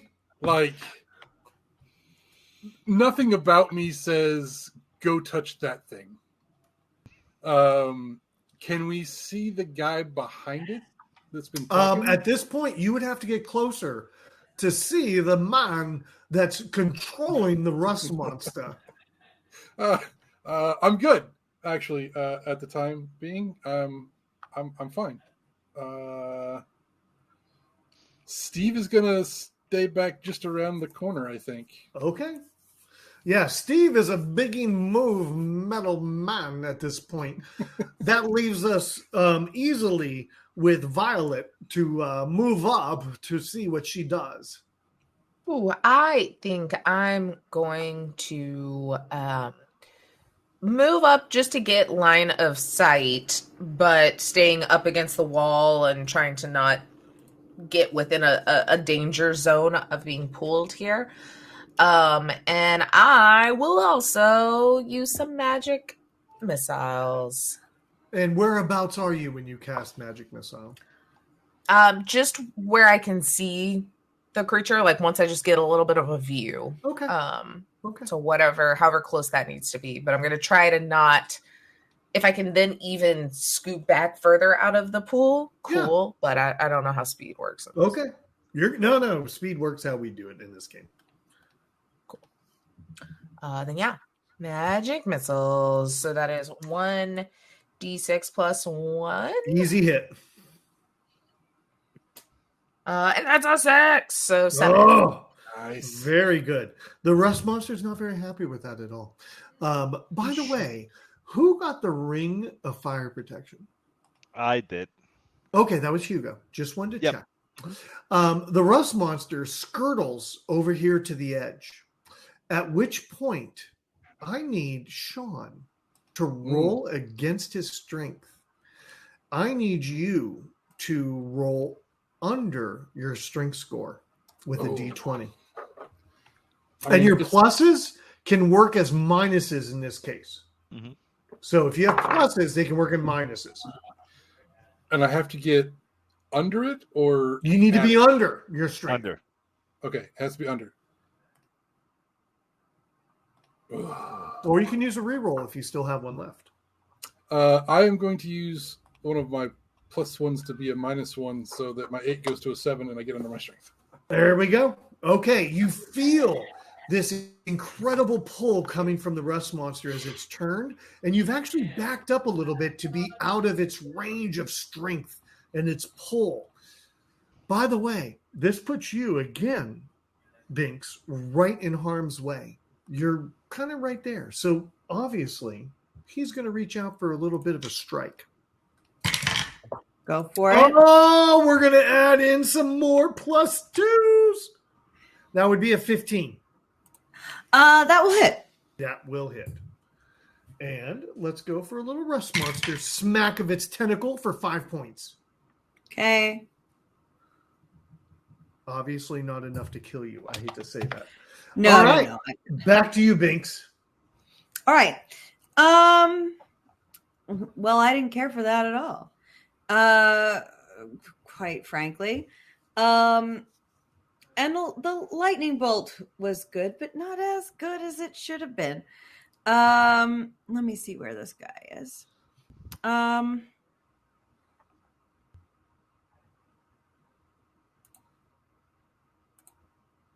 I'm going to. Ooh, can I use my crossbow in this range, or do I have to back away? Use your crossbow. I can. Okay. Yeah, make a strength check. As you bring it up, the metal parts of your crossbow are immediately want to be attracted to this rust monster. So roll under your strength. Ooh. Okay. Can I be wise enough to have to say no and not do that and do something else instead? Because my strength is real bad. I don't even want to try that. Give me an odd or an even. Tell me odd or even, and I'm going to tell you whether that works. Oh, even. Even. Oh, it does not work. Roll under your strength. All right. Hopefully you have some pluses you can use that are negatives in this case. So that's going to be a 3. So no amount of pluses, I think. Well, you want to be under your strength. Oh, I do want to be under. Yes. Oh, okay. Well, that was really good. That was really good. Then great. Your crossbow stays level. You're pulling it tightly. It's the strongest you've ever held on to anything in your life and shoot. Okay. All right. So, that's going to be a 14 to hit, which hits ACs of 6. No, it does not hit. That bounces off unless you want to re-roll. Or you've got pluses, so you could. Or unless you want to. Pluses. What did you roll, by the way? I rolled a 14. 3 pluses would move that into strike range. We have re-rolls though, right? Yeah, we had 4 re-rolls have been given to us, and then a 1, 2 +1s and 4 re-rolls. All right, let me do a re-roll because we have more of those. Okay. And then Ronaldo's got the extra 3 re-rolls. It's a natural 1, baby. Oh! Yeah, that doesn't help. No. Can I give her one of my rerolls? You guys can use your rerolls however you would like. I'll reroll it again. To go through them. Natural ones are not okay. Reroll one more time. Okay. That's going to be a 15. It needs a couple pluses on it. Is up to AC 4. You need a couple pluses on that. You need 2 pluses. 2 pluses on that, but that's all we have, right? We have. Yeah, that's all. That's all so far. Yes. How about I eat it?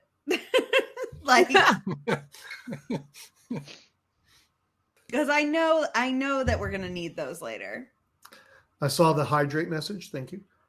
Thank you. Okay, so you missed completely. The Yeah. shot, you started to aim, you started to look, you started to pull, you shoot, it misses. Back to the top of the order. I think Hugo was next. And by the way, Hugo, you're now within range from the position you were in before. What weapon are you using? Man, okay, so I'm using a longsword. Roll under your strength. Okay, let's go for it. So that's an an 18. Gonna use one of my rerolls. Okay. 9. Yeah, there you go. Okay, so you save your sword from being drawn to the rust monster. Go for your attack. Man. Okay, so I'm gonna take out my last hand axe. Gonna throw it over. Okay. To the rust monster. Give me a d20. Are you throwing it as bait? Or are you throwing it for causing damage? I'm gonna try to cause damage. All right, roll that d20. Let's see if you can get a 17 or better. Okay. Right. Okay. Let's see. 16. I use a +1. 17 hits. Yeah. Got it. There goes the die 6 damage. So that's a 4. Oh. At which point, the rust monster crumples to the ground. Coming around the corner, hot and heavy, is Chris. He's walking into this area. He says, I can't believe... hold on. Two mice in a bucket. I can't believe you destroyed my pet. And he takes an attack at you. And I have a lot of +2. I got 1 +2 twos. I will say, thanks to Amanda, we did get a Flirt Fund donation. This is continuing on since day 1. We also have a free flirt line to use. That's going to give a +1 to flirt. So whatever that means for Rich. And the line is, actually, I won't say it. We'll wait until you'll use it. It's in the chat. It's in the chat. So if anyone uses it, there we go. I haven't seen this, but I am going for the attack on Hugo. Hugo, does a 17 hit you? It does. Oh, Chris, he drops. It's like when you're making butter and you're churning and you got that club. He's coming in for a hit of 4 points. Okay. And I think that leaves Sean. I would like to... Or Steve. I'm sorry, Steve. I would like to cast Hold Person. Okay. Let me take a look. I think I have a save versus spell against Hold Person. Is that right? You should have to save versus spell, yes. And you're a cleric. I am. So let me take a look here. Hold Person. I'm just going to check this on that. Your saving throw is penalized by -2. Okay. Because I'm targeting just the individual and not a group. Would you like to add any of the flirt fund to that? Flirt fund to lower that? Oh, well, I mean, if I could just tell you, Chris, that your eyes are so beautiful. And I've never met a man quite so handsome. And it's a shame that we got to be fighting like this. So I see your eyes, and as I pull my club back to wring your brain and bash you, I see a common thing between us, and the spell takes its hold, punningly enabled, that I am now held in this position at the end of the stairwell. Bingo. You guys have him held, and your party's still alive. So I've got 9 rounds of free flirtation with Christopher Walken. I am going to take that. The party can do as they wish, but for the next 9 rounds, I'm busy. Yeah, I'll get back with you in a minute. I, as the last, really get him on our side. The rusty critter goes down. I I'm going to take out a bottle of wine because I couldn't buy armor, so I just spent all my money on wine. So Yes. I've actually got like 14 bottles of wine under my robes right now. So I will just take one out and like cheers the day. Pour one for your homies, pour one for you, pour one for your party. Mm-hmm. Well, that was a thing. Are we still getting pulled in, or now that this guy is dead, is No, the magnetic pull gone? The magnetic pull of the rust monster is gone. Well, I'm going to give you two a moment alone as I just like scooch between Steve and Chris down the hallway real quick. And I'm going to just kind of start peeking up what we can see while celebratory drinks and flirting are being had. You look your way down the hallway and you notice that there's a doorway there at the end.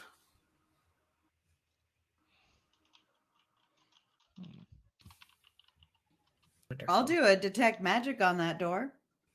That door comes up completely free of any issues. Ah, it's just a door. It's just That's a door. exciting. Love just a door. Is it just a door? I yell down to see if our flirting has gotten us info. Yeah, can I pump Chris for information while I flirt? Is that like a... I guess he can't really talk back. He's just subject to my flirtatious advances at the moment, but... What do you ask, Chris? By the way, hydrate. You know, what's a guy like you doing in a dungeon like this? There's...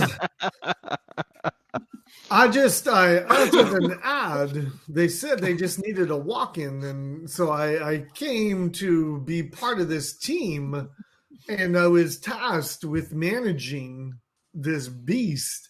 As you notice, Christopher Walken is wearing leather armor with a wooden cudgel. Well, look, Chris, like I said, I find myself lost in your eyes, and I'd hate for this burgeoning relationship we have to go south. I don't know what you got paid to join the team that you're on now, but I got 500 gold to come down in this dungeon and like slick it out. And I got like 300 of that left. And I mean, like, I'm thinking 300 gold would make a hell of a date night if you want to, just come along with us.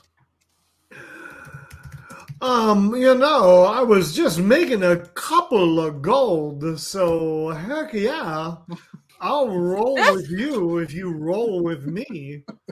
And Christopher Walken says he'll join your party. That's good.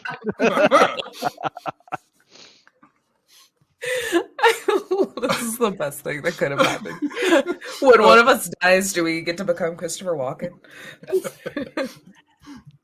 I will bring Christopher up with me, along maybe arm in arm up to the door.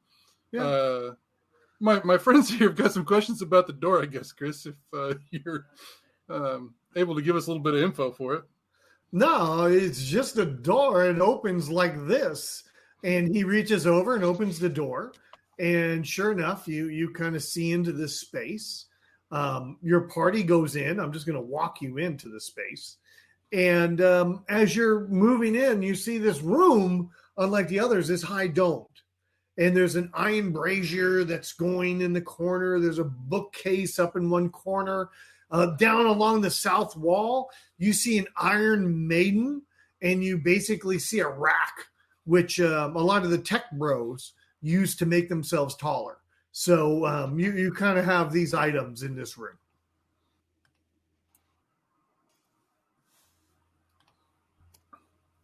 Wow.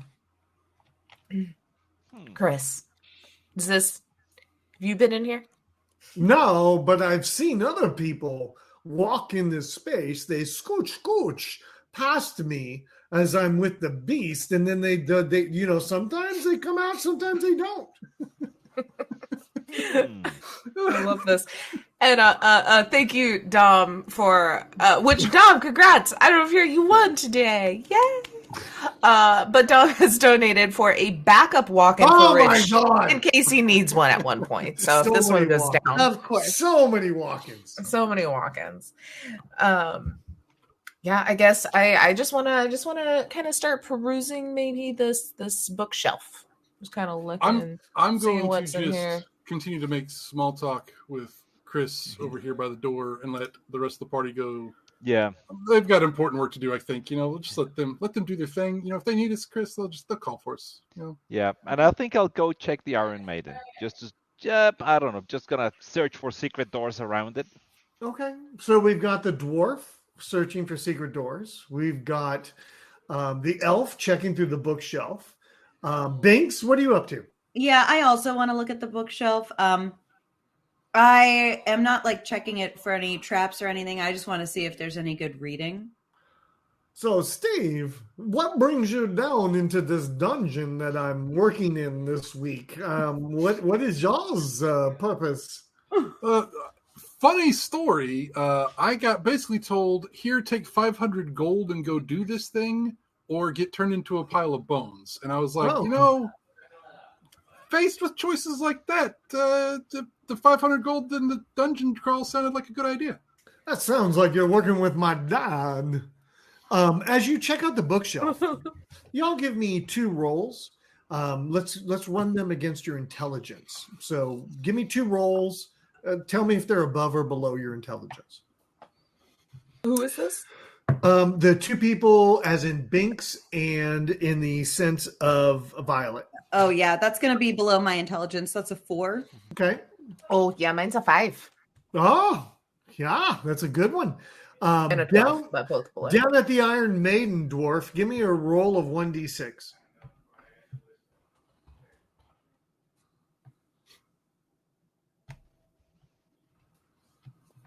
Did you say me? I think my headphones are cutting out. No, that was the dwarf. I'm looking for. Oh, okay. Can't you roll me a d6 at the Iron Maiden? Let me see. There you go. So it's a 1.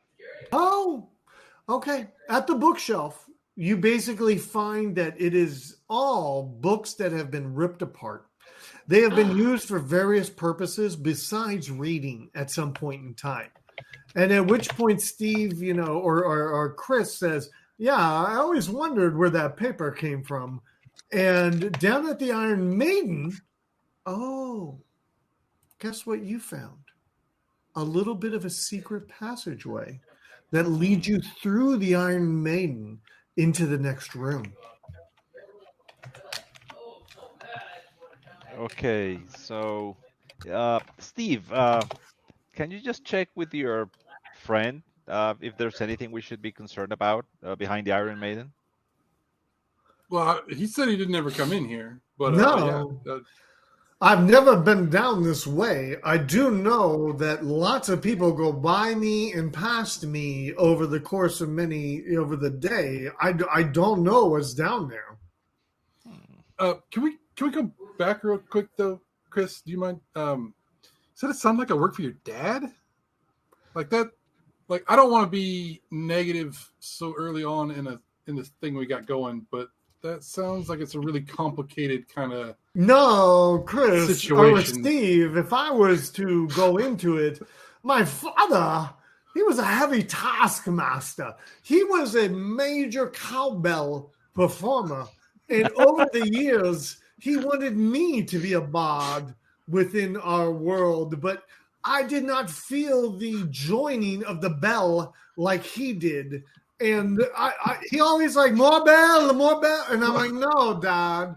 So I went out to find my own way in life. My dad's a bar. He's a bars. I can't tell you what he is. He's a bad man. That's okay.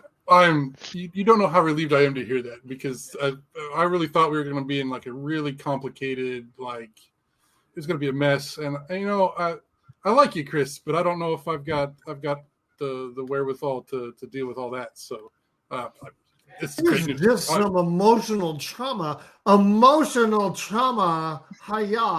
I have to deal with. Everybody's got a past, right, Chris? Come on, like we don't want to judge too harshly. So soon. Life's rough. Anyway, Kent, I've got nothing for you on the Iron Maiden thing there, other than Chris and I have no ideas. So I guess we can go. Does the party pass through the Iron Maiden? Not Yeah. without definitely. Oh. As you open into the next area, you see in front of you. Hold on, I need to check my legend keeper. I need to look at this. I need to look at this. Because I actually prepared for this and wrote notes. It doesn't seem that way, but I did. As you walk into this room, in this room, you see a statue over in the corner that is kind of in the way, or all off by itself. You see a doorway to the east and a doorway to the south. Chris, he is in just awe that we've crossed through the Iron Maiden into a whole special area that he's never known existed. His whole life was only from that other door forward. As you see the statue in the corner and you see the two doorways, what does the party want to do? I'm interested in the statue. Yeah, I'll go check it out as well. I'm going to get caught staring longingly into Chris's eyes. I go, oh, I mean, there's surely something in the room that I should be checking out. Yes. So I like you a lot. Carla just rolls her eyes and walks away. Oh man. Dylan, what would you like to do? Yeah, I give a bottle of wine to Christopher Walken and so that they can continue flirting. He just starts singing "Red, Red Wine," and he's enjoying the bottle you gave him. He's so stoked. Chris is like, he's never been held by a group like this before in his life. What would you like to do to the statue that's here in the corner? I mean, is there any sort of like placard or anything on it, or anything interesting about how it's posed? No. It looks like a great warrior standing there stout and looking straight at you. Oh, at me? Yeah, just look straight at you guys. Those eyes, you know how those eyes look when they look at everything. Yeah, I just like kind of walk back and forth doing that weird like, oh, it's looking at me. Yeah. Totally. Yeah, I just try to take a closer look at the base of the statue. So, do I see any scratches? I mean, any signs that probably the statue was moved? I mean, anything unusual I see in the construction? It's pearlescent. It's pearlescent, if that's a good word. Just shimmering by itself in the corner.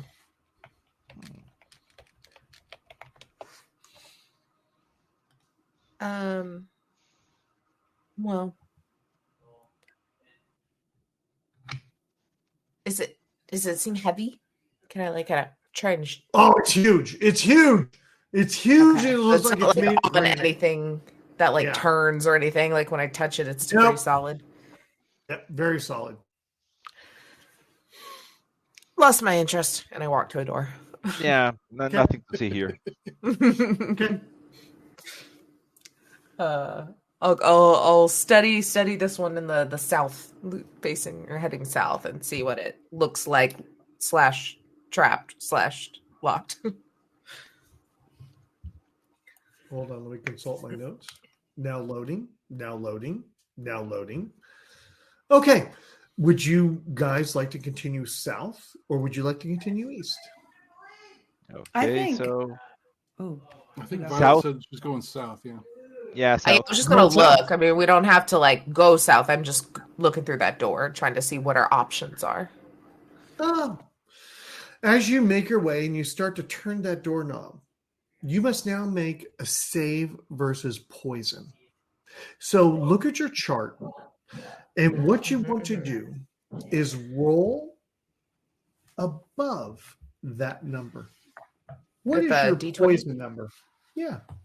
Tit. So Oh, you're sitting on 50-50. So it is a D20. Okay. That is a 10. Is that good for me or bad for me? Oh, I think I need to check. I have not hit an even save versus death roll in a while. So let me take a look. While this happens, you reach for the doorknob and you feel the prick of a pin. And that pin obviously has pushed its way through your hand or through your gloves. So let's just take a quick little save versus. And you're an elf? Yes. That is correct. This could be our first kill for the night. I wonder if, well, hold on. Do you have any re-rolls? Do you have any pluses? How are you doing on that? I do. If it's bad for me, I will use it. Okay, but let's I see. don't want to use them if it's good for me. Let's double check. Saving throws. I cannot remember if they equal or I need to check. I hate to say that.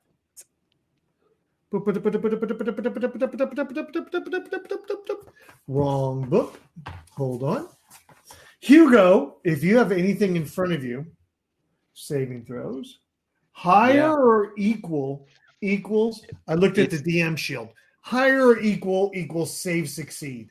Yes, you're fine. Equal or higher. There we go. Yeah. Okay, then I'm not going to use any bones. That pin came in through your glove, but it just kind of crested off your arm or your hand as you were holding that.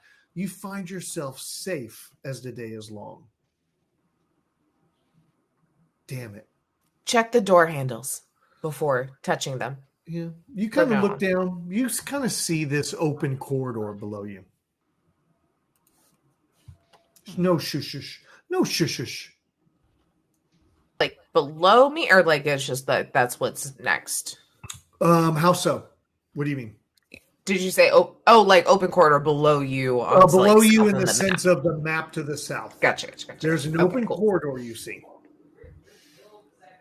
This one leads to another hall. Do we want to look in the other door or venture down this hall? Let's go check the other door. But I think we learned from here. So, oh man, this is gonna be complicated. Nah, I'll just go and open the other door. Okay. I love be a poison dart in both doors, right? Like I love when you just go and open doors. All right. So you take a peek into this room. Yeah, you kind of see what's coming. It's a simple fireplace set against the north wall. There's several pieces of rotten bread scattered all over the large dining table. At the head of the table, you see an ice throne. By the way, the table is occupied by multiple orcs who now see you and say, "Hey, mate, what do we have going on here?" And the orcs start to advance. I goes like, "Hey, isn't it the Christmas party?" It's like, "Hey, my goblin friends gave me this hat and told me there was a party around here." No, sorry, wrong door. Wrong door. Okay, sorry. I'll just close it. Yeah, they don't fall for that at all. Can you tell me where we are? Or like just click on it. Your party is in this room right here. Right there. Okay. Yeah. You have one person looking down here. You had another person open this door and just close the door. And at which point, there's a bunch of orcs on the other side of the door. Why don't we keep them there for a bit? Can I take an action? I would like to cast web on at least a couple of them. I could probably, if I do this guy, I think I could get this guy and this guy in it. It's a 10-foot cube. So I'm guessing these are cubes here.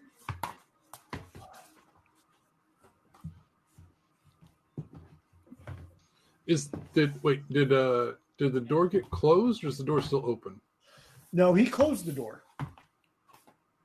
Didn't you? Or did you? I think you closed the door. Did you? I closed it. So, well, in this case, I mean, I think. If I can see them still. Yeah. I can. I'm assuming I can cast. I had another idea that's similar to yours that I was thinking of. If the door's closed, depending on which way it opens, does it open in or out? All doors now. Open out? Well, fine. Towards you. Oh, towards us? I'm sorry. All doors open in towards you. Okay.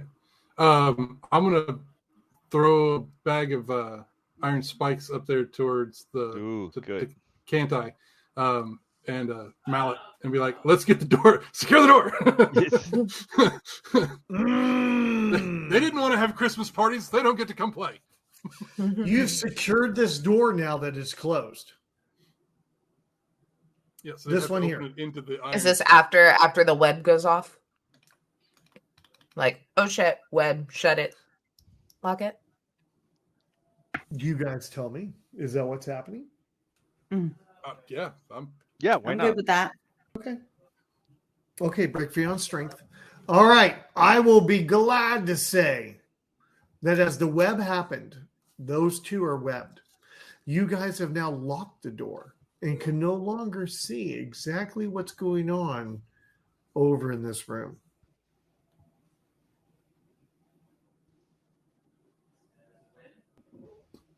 Which way would you like to go down? So maybe now hurry south? Yes, let's hurry south. Yep. I will grab my iron spikes in my mallet, though. Like, I'm not going to leave all of them just laying there. So. Oh, by the way, in case I want to close another door.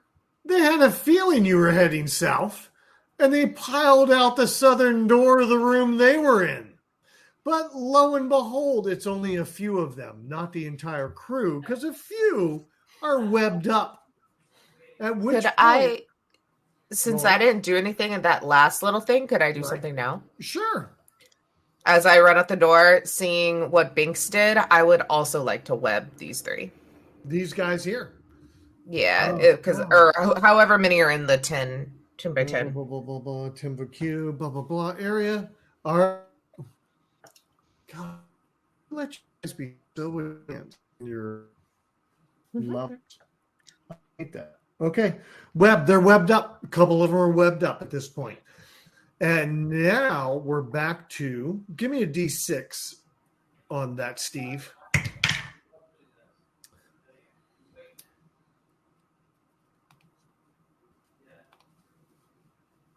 Would you roll? Oh, what am I doing? I'm sorry. I'm totally D6. Nope.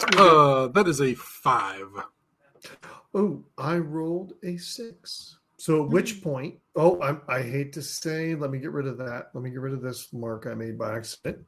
These two have moved into position, and Steve, you're at the front of the list. So you, my friend, are being attacked by one of the orcs. Uh-huh. Oh, that won't hit. It just won't hit at all. Second, fire off a bolt, and he shoots at.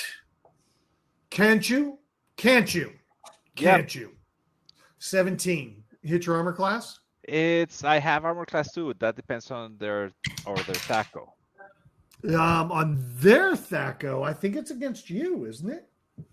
Yeah, no, but I have armor class 2. That depends. If their THAC0 is 20, they'd miss. Let's see. Hold on, let me check. I gotta flip this sheet here. There's so many things to a check. That would be a 17. They do hit 0. Okay. At which point? Okay. Yeah.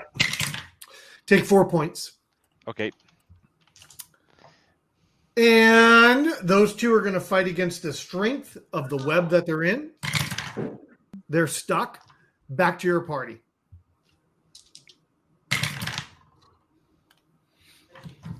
Man, I rushed to attack the first guy that's in here. That's not in the web. This one here. Yep. Okay, so let's go. Let me see. It's my THAC0. So, I'm gonna use. I have my last reroll. Let me go for it. Okay, so that's a 13. That hits armor class 4. That hits. Okay, great. And that's a total of 8 damage. Ooh. Dead. Excellent. And that was this guy right here. Bingo. All right. Top of the order, Steve. Face first into the other guy there that's not webbed. My circle there says I hit an armor class of 5.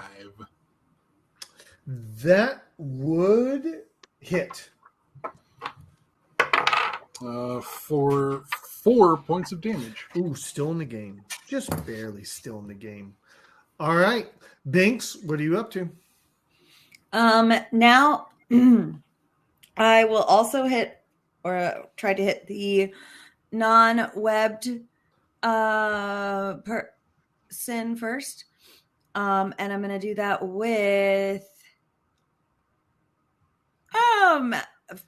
fireball. Let's try a fireball. Oh, We haven't fireballed yet. And so that fireball detonates in a radius. So I think what I'd like to do is try to hit like all of them. The furthest, like start with the furthest one away so that yeah. Okay. The web is also flammable and will deal 1d6 damage to the ones. God. Yeah. 6. This is going to be nasty, folks. Where did my D20 go? There it is. Oh, there's no attack roll for it. It's instant, or yeah. They should save against it instead of you having to. They save against it. Okay. Yep. Web on those 3. 1 saves, and I'm going to make it the outside guy that actually can move around a little. The other 2 do not save at freaking all, and that's 1d6 on all of them. So give me a 1d6 for each of them. Okay, so we've got a 3, and a 4. And now give me a 1d6 on each of the guys in the web. 4, 3. Oh, gosh. You 6. just murdered everybody like a murder hobo wizard. They are all dead at this point in the hallway. I uncork another bottle of wine, spit it onto the ground. So, by the way, we know the order kind of looked like Hugo. I shouldn't say Hugo. I should say, can't you? And then behind that was Steve. And then we had Taylor. And then we had Binks. And by the way, it's not Taylor. It's Violet. At which point, these guys have found themselves anew. And they're back in the role. And, what's this coming out behind them but an owl bear at the same time coming for attack? More of these vicious animals that have been trained as, combatants in this environment. So, Hugo, Steve. That missed. Steve, that hits. I got a 19. I blew my last pluses on that one. So a 19, I think, hits you 100%. Is that right? Absolutely. Yeah, it should. Okay. 4 points of damage. Owlbear is still a little bit out of the attack range on you two, hitting into melee. Back to your party. I think we're going to be starting with Can't You, and then we'll be going to Steve, and then we'll be going Violet, and we'll be going Bix. Okay, so I just take on the first guy. I mean, this guy who's actually running up to us. I'll just receive him with my sword, and there we go with an 8. Yeah, it doesn't hit. No. Yeah. He's safe. Reroll? Or are you out of rerolls? No, I'm out of rerolls. Yep. Oh, chat. Oh, coming in strong, but not there in the long run. These guys are in trouble.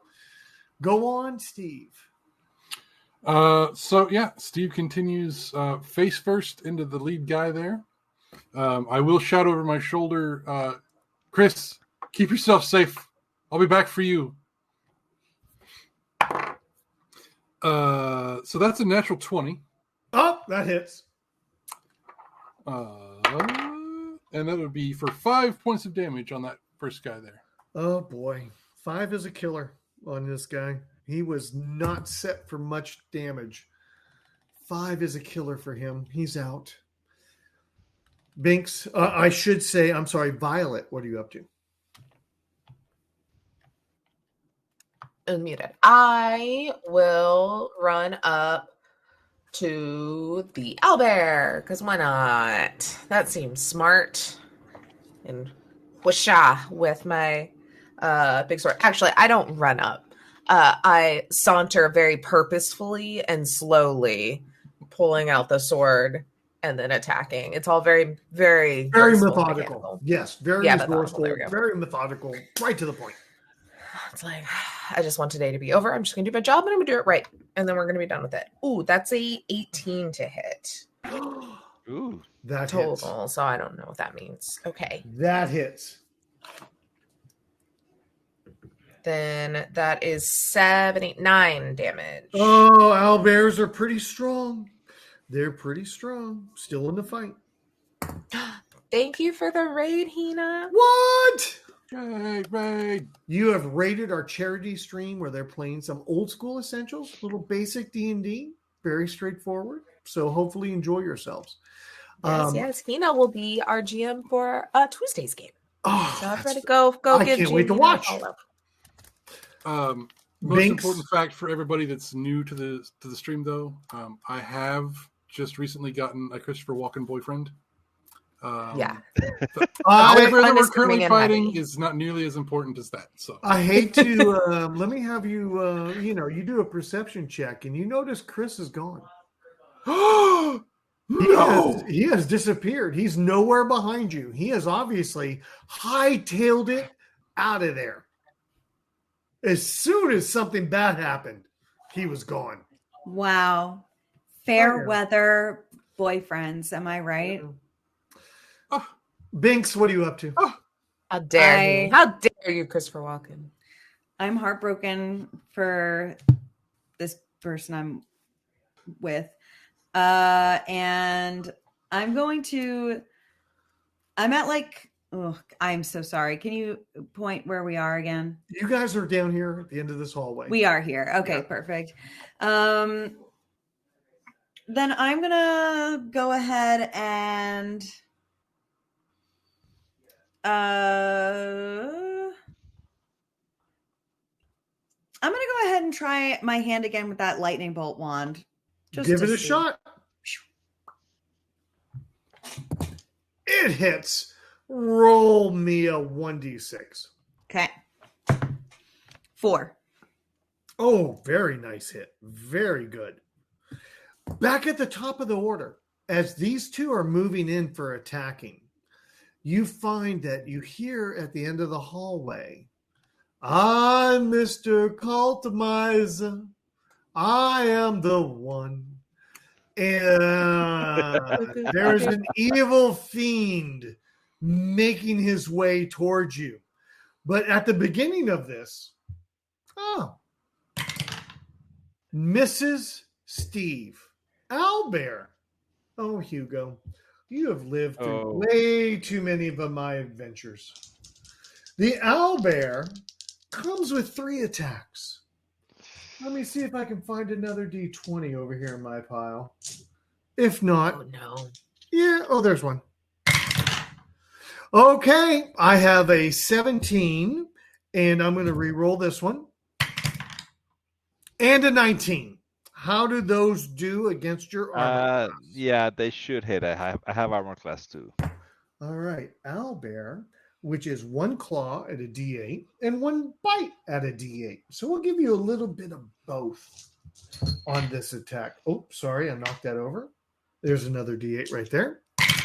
That would be a total of 11 points of damage from the owlbear. Ooh. Okay, I'm still here, but I think I hope Steve has a couple of healing spells he can spare. Okay. Now, back to the top of the order, and I think this goes Kanchu, Steve, Violet, and then Binks. Can't you? What would you like to do? Okay, I'm gonna turn to Steve's like Steve. Hey buddy. I know now you're no longer have your friend here, so I can really use a hand, man. And I'll go ahead and attack the orc right in front of me, Okay. crossing my fingers that I get some sort of a healing spell. And there we go. So, oh man, Would you 2. roll? Oh, 2. that does not hit. Even Yeah. with all the beauty, are there any rerolls stuck in your list, or are they all No, gone? They're all they are gone. gone. Okay. Can I give my reroll? I'll just be like, maybe I'll just kind of move the orc a little closer. Like I'm going to You guys push. can give each other rerolls. I'm okay with that. Two's Okay, too low. thank you. Okay, so Uh-huh. I was probably just a little bit off center. So, I mean, as soon as Violet pulls me in, it's okay. I roll an 8. No, so I don't think that works. So, No, got me closer, but not quite. not quite. I'm just like, just one more step. Just go. Yeah. Oh, okay. Now try this one. Steve, what are you up to? So I'll regretfully pull my eyes away from back in the other room where Chris has left me, and I'll sigh heavily, and I'll reach out and I'll put a hand on Kanchu's shoulder, and I'll be like, well, at least I've still got my friends that I didn't know until 20 minutes ago, since my boyfriend from 5 minutes ago has already left me. And I will cast Cure Light Wounds. Violet does not see anything weird about this because humans live such a short lifespan to her. She's like, yeah, that was a lot of your life. I'm so sorry. That will be 5 points of damage to heal. Ooh, great, thanks. Back to you, Violet. This owlbear looks real scary and did some real heavy hitting. So I think I'm just going to keep hitting him with my fancy sword. I don't know what a regenerative creature is. This would not be a regenerative creature. No. Okay. What do we got? Okay, that's only a 10 total. Yeah, that doesn't. I'm a reroll it. Okay. On a hit. Oh, that's better. That's a dirty 20 to hit it. That hits. With then that is a D8 and D10. I lost my die. Oh no, that was my pretty one. That is 6, 7, 8 because 2 to strike. Still in the game.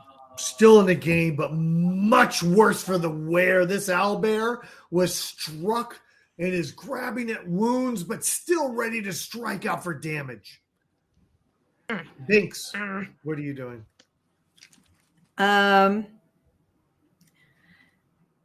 There's no web on that owlbear right now, right? Nope. The web has burnt up.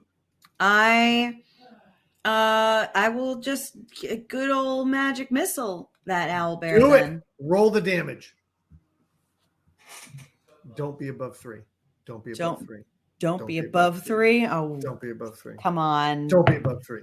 Baby 5. Oh, the owlbear falls. The owlbear has fallen to the wizard. Yeah. Now that we're back at this beginning of this whole situation, the orc that's closest to Hugo says, I will miss you. And as the orc misses Hugo, obviously, Cultimizer has moved up. And at which point, let me check my Legend Keeper for my notes on old Cultimizer. You see a man who is thin in scale. He's very thin and frail, but he's very white and pink looking. He has a cane in one hand. He has a wide-brimmed hat with a band around it showing snowflakes. He has a scarf wrapped around his neck. All his clothes are shimmery. They look as if a shirt that's turned to ice.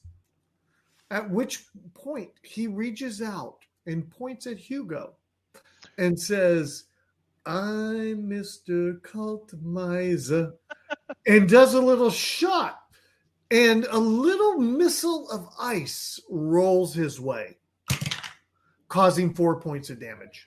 Ooh, okay. The orc takes a swing at you. Oh, he missed already. Back to you all. I'm going to say, can't you, i.e. Hugo. What's next?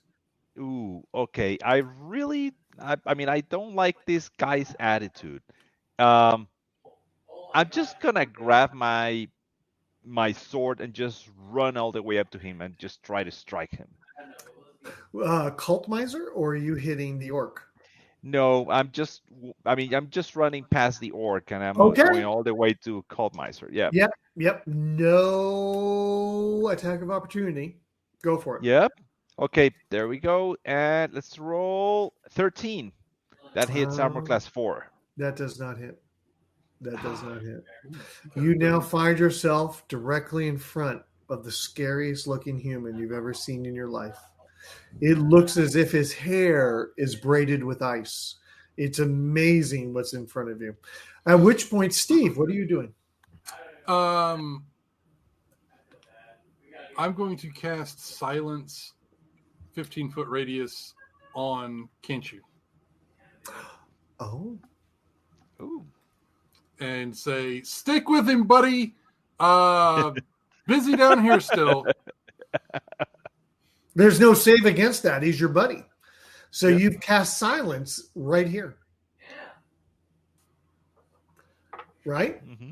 Okay. Yep. Violet, what are you doing? I hate you all. Boy, this orc's still kicking, yeah. Yep. I think I will just, finish the job. Finish the job is what we're gonna hope for. Okay. It's an 18 total. That hits. Okay. And then that is 6 damage. He dies. He falls to your sword as you come to move in with a beautiful, excellent cut up from the bottom to the top. You find the orc dies. All that's left is Cultmiser down here at the end of the hallway. Binks, what's going on in your mind? I yell down to Cultmiser and I say, really? I'm just saying, have you seen what we've done to this place? You want to continue? Because I'll continue. And I start to gear up for another fireball, but I want to give an opportunity for a surrender. Cultmiser looks at you and says, I don't know how far you've gotten into this dungeon, but obviously it's been on luck, and I'm sure it was that damn henchman Chris that helped you out. There is no way you could have gotten this far. Okay. And I fire the fireball. Point of order. He is not allowed to besmirch the good name of my boyfriend Chris, so I cannot find. He is in the area of silence and can't talk. Totally. So, yeah. Magic user fireball. That is a 20-foot radius, 1d6 event that's happening on. And I think I have no save against that spell. So roll that baby up. All right. 5. 5 points of damage. Oh, I hate to take another break, but I've got to take a quick break, guys. I'll be right back. Okay. No problem.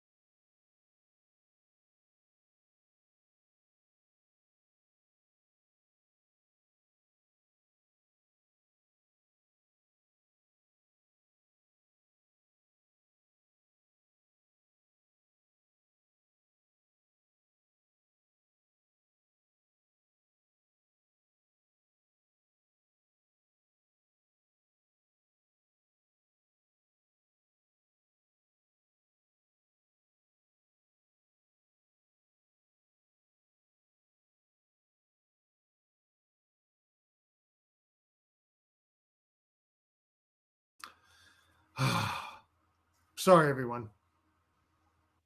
I had a break. I had to have a break. Okay, back to our screen. You just cast Fireball, and you did 5 points of damage. Yes. But as that ball of fire hits the cult miser, you see that his clothes that look like they're icing start to melt away. And it almost looks as if it's done more damage to him than you can imagine. Oh, yeah. Back to the top of the order. Cult miser moves in for an attack. Hugo. All right, I'm sorry. Kanchu. Let's see how this goes. He raises his cane and goes to smack down on you for a 19. Yeah, that definitely hits. Yeah, that's gonna blow out the rest of my plus ones. I had to just kind of bump that up into there. At which point you take 6 points of damage. Ooh, okay. Down to 2. Oh yes. God, I got to get at least one kill here. All right. Back to y'all's top of the order. Cantu, what are you up to? Okay, so I'm still inside the zone of silence, so no one can hear all the cuss words that would probably make this it will probably give us an R rating if this was a movie. But I just start screaming at this guy and I swing my sword at him. And there goes a 16. That hits armor class 1. That hits. And he takes 7 points of damage. Oh, this is not good for the cultimizer. At which point, Steve, even though you've been betrayed by Chris, he has left the party. What are you doing? I will shout loudly that I may have lost Chris, but I'm not losing you too, can't you? And I will charge down the hallway, and I will use Cure Light Wounds one more time. Give him some love. That is for 7 points of healing on that one. I rolled good on that one. That's good. Violet. And then I will... Oh, one last thing. Sorry. I will stare menacingly at this guy that I won't even try to remember his name because he done scared off Chris, and now he's trying to hurt my friend, and we ain't having that. No. Violet.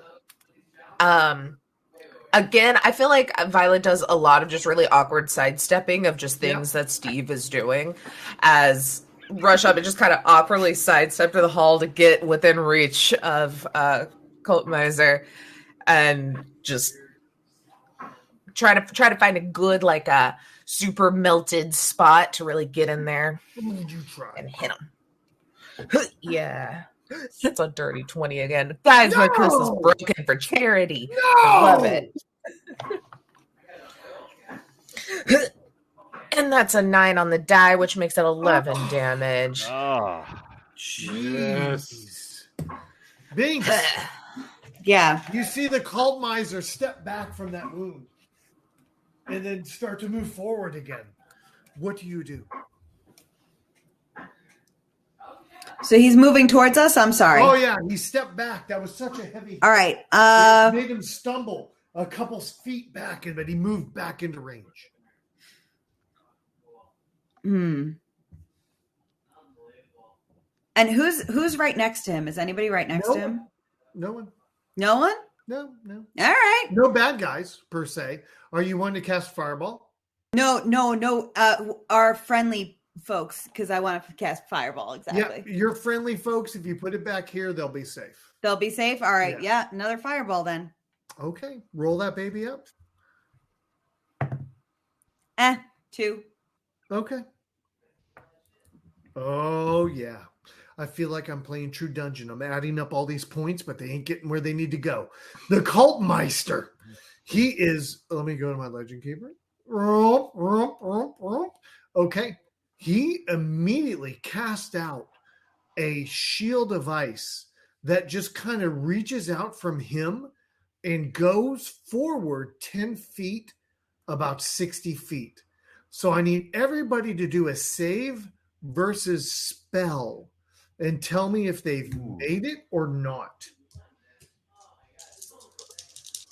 Over or equal to? Over Yeah, and equal. over. Ooh, right on the money. Equal to. Okay. No, I failed.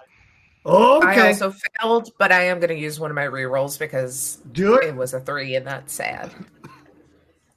You can't hear the heartbroken thing that Steve whispers in your ear, can't you? But it totally motivates you to re-roll that with one of mine. Ooh. Now I'm good. I rolled 14. My save. And I did it. Thanks. Yes. I did it. Oh, these rerolls are killing me. Okay, so everybody made their save. Yes. 5 points of damage.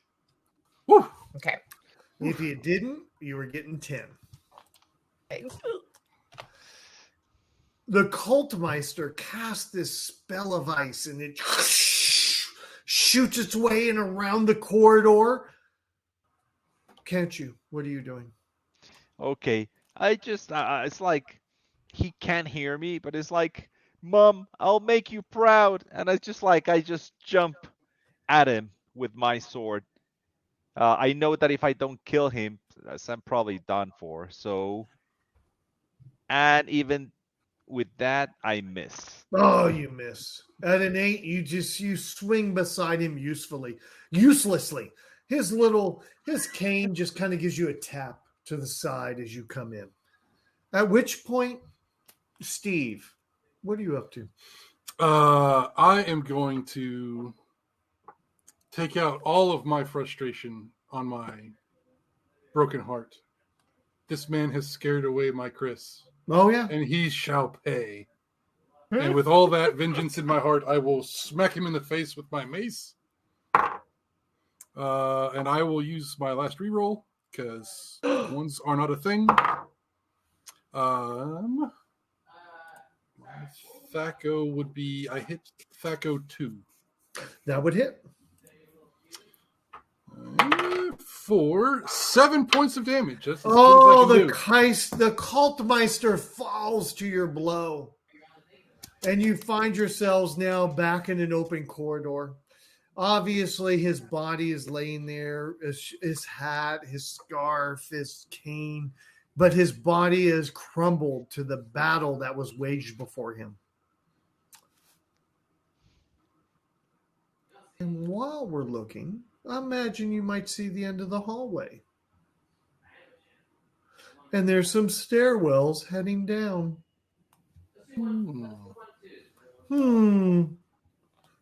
Continue on. We're supposed to be finding Yep. a person, right? I've kind of forgotten why we're here. We're supposed Yeah, to we were find looking like for the young guy, the son No, of the the young version of the old guy that sent us Yep. here. Well, I mean, I guess I'm assuming they're down here.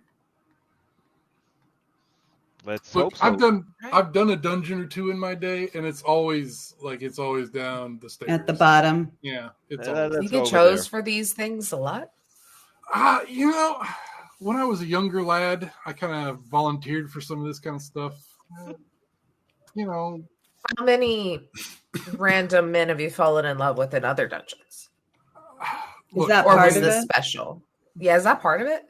I mean, Is this look, boyfriend dungeon? Look, no, just because it happens often doesn't mean that they're not all special. Okay, like I feel a little judged. No, I'm just wondering, should I be in dungeons more? Is that why I'm still single? They're a great place to find people. Actually, As you head down the stairs, obviously, Steve is leaving the party, and you find yourself without a thief to check for things. So you're looking for all traps with your feet, at which point a pit trap opens in front of Steve. So, Steve and Can't You, give me a dexterity check. Ooh. You want to roll under your dex. I can totally do that. Sure. No, I probably. Oh, If I did do that. I did it. Okay, so go on. Could I do my web to cover the pit trap? So at least if he falls, he just falls in a web? Not at this time. No, Okay. this is DM This is DM hatred happening right now. So, on the dex check, can't you? Did you make yours? No, I didn't. Steve, did you make yours? I made mine. Okay. He made his, so he stops just short of falling into the pit. But can't you? You fall in the pit. So you're going to take 1d6 drop damage. I'll roll it for you. One. That's a 4. Done. Oh man, done for. Oh, done? I call out Yes. call out Chris's name on accident, and give you a shield. So you get 10. Oh, you're passing the shield over. Okay. So now you're at 10 hit points. But what's at the bottom of this pit trap is spikes. And these spikes are pointing up at you. Give me a dex save for how many spikes hit you. I'm trying. Ooh. Trying. Okay, I know. There we go. 11. I didn't make it by 3. All right. All 4 spikes hit you. And it's a 50-50 on whether they're poisoned or not. So let's look at the 4 spikes themselves. The 4 spikes themselves give you 6 points of damage. Okay. Now let's see if pick odd or even. Even. Okay, so every odd is a save versus poison. Every even, you're fine. Oh, you're fine on the first one. Oh, you're fine on the second one. Oh, save versus poison on the third one. Okay. I gotta Over save or equal. Over or equal. Okay. I did it. Now the fourth one. Up on the fourth one. Okay. You Natural did it. 20. Jesus. Yep. Nice. Okay. Yes. Yes. I felt like Not there was a death today, there Rich, that not I could get. today. I know. I'm still taking a death shot because I felt like that was really close. So we're taking a death shot since that was so close. At which point, Hugo's at the bottom. You guys lower a rope. You pull him back up. You're at the top of the stairs. You come down the stairs, and you find yourselves in this room right here. Is that going to reveal the area? Oh, I picked the wrong thing. Reveal area. You're going to find yourselves in this room right here. As we take a look, let me change my Legend Keeper. Now loading. Someone has scrawled along one of the walls. Burgermeister died here on the east wall. You see a charred blanket that's laying on the ground over on the south side of the room. You also notice a doorway on the south side. What would your party like to do? Any thoughts? Not Burgermeister? I'm sorry, they all have very similar odd names. We're not looking for this guy. No, Burgermeister The name- is someone you don't know. Yeah. Okay. But Okay. if all got like the same name except for like one little syllables like different, and that's why I gave up completely. Like they're just it's like the old guy that recruited us, the young guy that we're looking for, and there's some meisters in between. Nice. Yeah. And ites. And, well, I say skip the blanket thing. I don't know what it is. I don't know what it I did. agree. I Just agree. Yeah. Don't look at it. this Don't looks touch like it. a crime scene, and I don't want my fingerprints on it, you know? I will go to the south door and I will closely inspect the doorknob for a poison dart. Ah, you check the doorknob very closely and you notice no poison dart. I will use my crowbar from my backpack to try to use that to open the door instead of touching it with my hand. Oh, good call. You reach over with the crowbar and I'm imagining, I'm going to draw it the way I'm going to say it the way I see it. You have your bar and you're going to hit the doorknob and push the door. Is that right? Yeah. Oh, as you hit the doorknob, you notice a gaseous fume start to come from that door. and pass that into the room itself. Make a save versus poison. Equal or higher. I can do this. I did do that. Absolutely. Damn it! I am not making this up, everybody. That was a poison door. I did not expect him to save versus poison. So unbelievably, Steve That's my starts best to save, see so. the fumes, and he puts his mask on, because that'll save all of us from COVID. He puts his mask on, and he's safe. And he gets past that point. I can't believe it. All right, you move into the next room. Oh! As you take a look, let me go back over here to Legend Keeper. There's a tile mosaic of the gods of ice and fire dancing together on the floor. It's a mosaic of many different tiles put together. And there's a carved ice statue before the east door that's over on the other side. What would your party like to do? You said it's an ice statue? Oh, yes. A beautifully carved ice statue. I could melt it, probably. I feel like we need to melt it. Something is giving me the urge to melt it. I'd agree with that. Yeah? Yeah, You would I'm support At least me they in could be that? fun to watch. Yeah. Yeah. Okay. I'd like to fireball the ice statue and melt it. Roll a d4. Roll me a damage. That's going to be a 4. Ooh. At which point, the statue itself, a part of it seems to drop off as it heats up and the ice melts, and the statue starts to move and attack. Steve? Oh, that would be a 19. Steve, how's that do against you? I have an armor class of 2, so probably. Oh, that hits. Because an armor class 2 is probably around 17. So we're going to go for a quick attack. My friend, that would be 7 points of damage against you. Oof.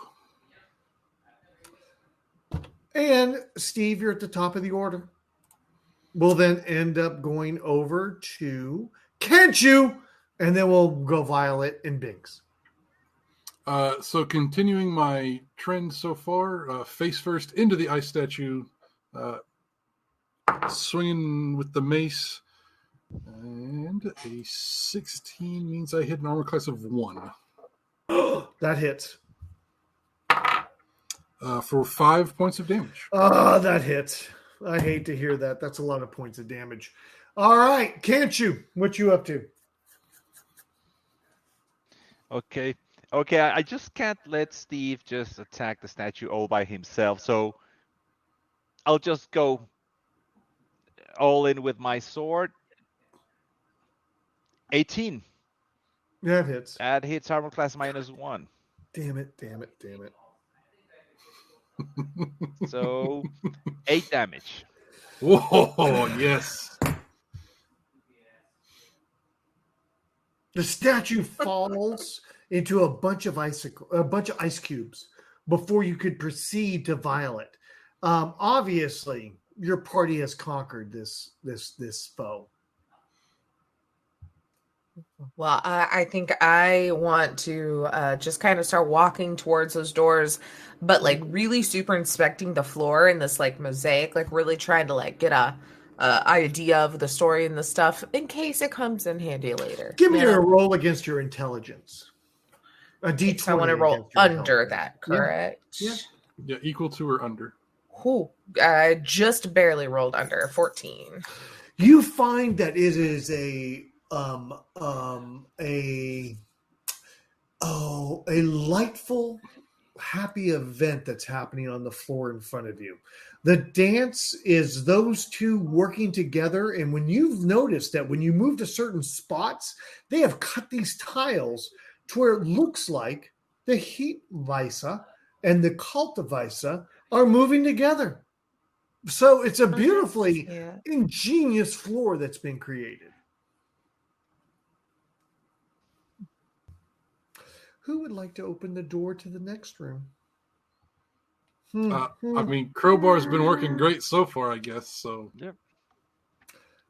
I'm gonna look for a poison dart in the handle, and I'm gonna look for like a vent for some gas.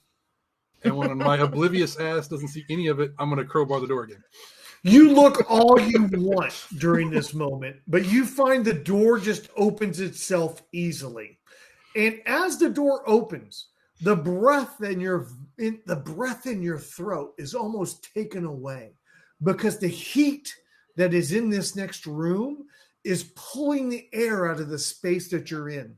Along the walls are flames dripping down, almost like a dance. And it obviously has created the idea that the temperature is raised above the level of the room before it. And you see multiple lizard men see you at the doorway and move in for attack. Steve, give me a roll. What do you want me to roll? Oh, you're fighting lizardmen. They're moving in for the attack. Like, I get to attack them back, or you get to attack first. Oh, sweet. That hits an armor class of 4. Oh, let me check.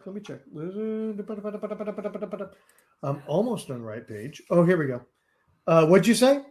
Armor class 4. That hits. For 3 points of damage. Okay, that hits, but it does not kill. Got it. At this point, Kentu, what are you doing? Okay, I also attack, so that's a 13.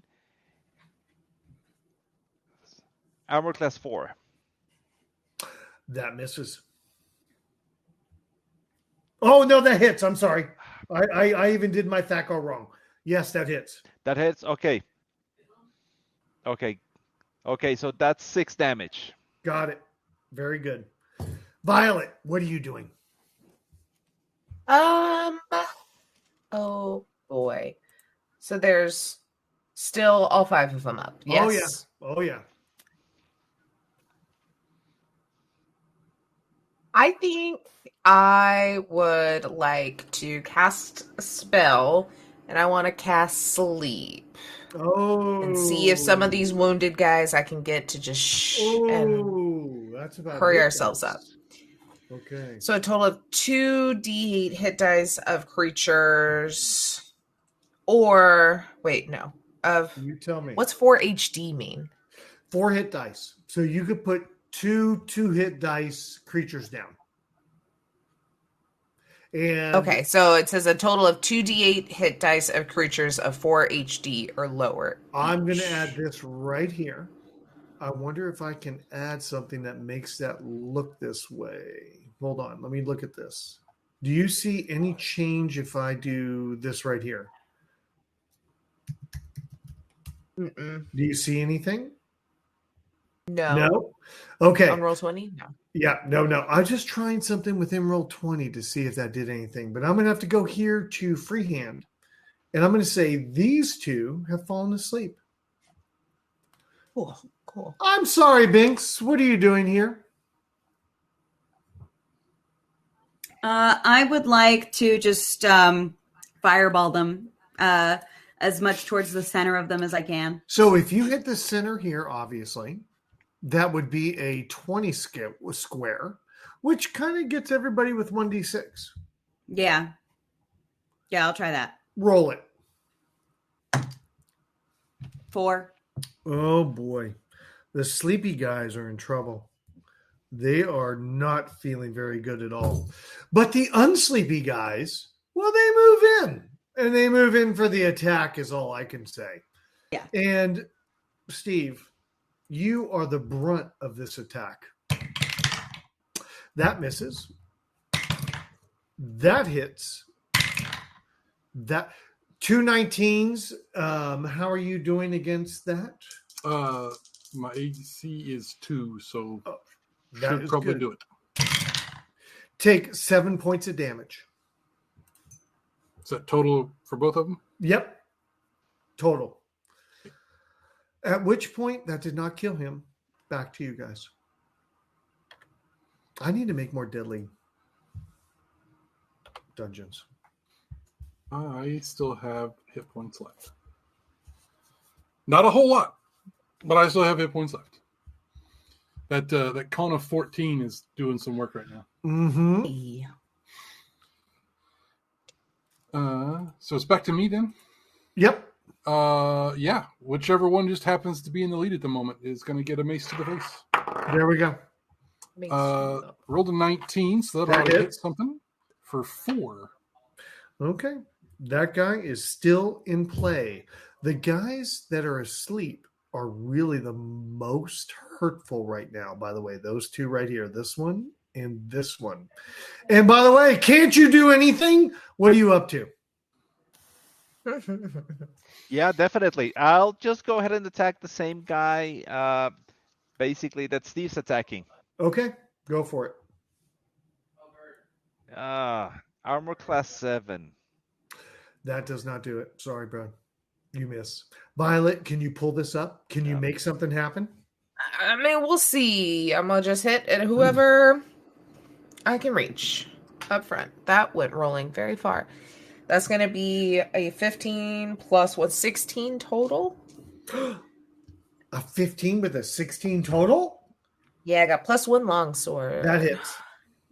Okay. And that is a whopping 3 damage. There's a 1 on my head. All these guys are going to strike again. We're going to have some love. Binks, what are you doing before the counterattack? I mean, I kind of just want to do another fireball, but you still have fireballs. You know what? Maybe I'll do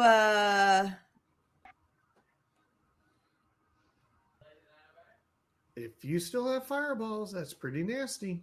No, let's do let's try that lightning bolt. See if we still got that. Which one would you like to strike? People sleeping or people awake? People sleeping. Okay. Go for it. Is this? Do I attack roll for this lightning bolt? Nope. Just give me a D. Just give me a D roll. It's a 3. Oh, that kills one of them. Okay. Yes, it does. Yeah. It does. Everybody lowered is a great in this case. All right, Steve. I am out of pluses, aren't I? 17. Does that hit you? What's your armor class? Armor class is 2. That's a 19, isn't it? 19. That depends on what you're 18. Hold on. Let me look at. Oh, you're right. Let me look at my chart. I'm a 4 to 6 on a 2. Okay, I hit. 2 points of damage. Nothing. That is a miss against my boy Hugo. And I've got one more. That's a miss. Okay. Terrible rolls. A 3 and a 4. Do not make shit happen. Okay. Back to you guys. One more time. The same guy that Can't You and I have been smacking on.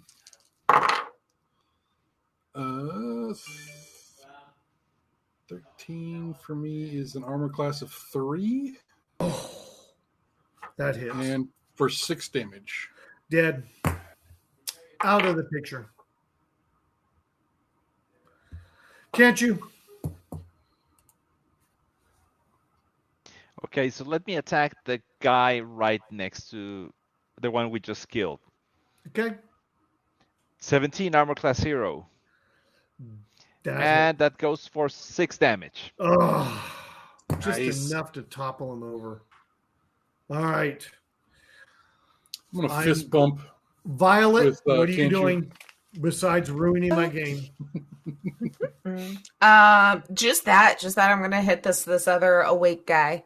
Okay, you're going for the awake one. Good. That's another 16-15 is like really what my die wants to roll today. And which is fine by me. So that's 16 total. That hits. And that is 8, 9, 10. That's dead. Dang it.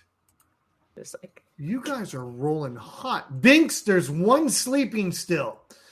And obviously, this should be an easy kill for you. It should be. I will lightning bolt it. There you go for that. It's going to be a 3.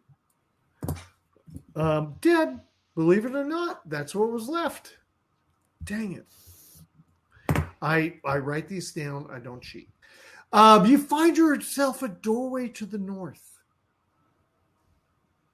Steve, you've been doing a good job. Yep, let's go for it. I say standing 10 feet back still again. As you reveal this area, you find... Oh, look at what's in front of you. My friends, They call me heat as like you take sir. a peek, you see the idea that there's a stone dais in front of you with a small child sitting on it. A throne of flame sits in the side. There are fire beetles and a fire salamander also within this room. And the Heissmeister has been waiting for you to come to this space. He says, "What are you doing in my dungeon? How have you gotten this far?" Old you told us to come get young you and bring you back to old you. Oh, It young seems pretty Weist. important. Young Weist. Oh, he is alt. We know, do not let him have this. This is my chance to rule the world and not let the end of the year happen. At which point the fire beetles move in for an attack. As they pull in closer to Steve and over to Hugo. Let's see how they do. Oh, misses. Oh, my God. I have no more pluses. I have no more good love. Can't you? What would you like to do? Or is Steve in front? Okay, let me go against the first fire beetle. Oh, no, Steve. Okay. Either one.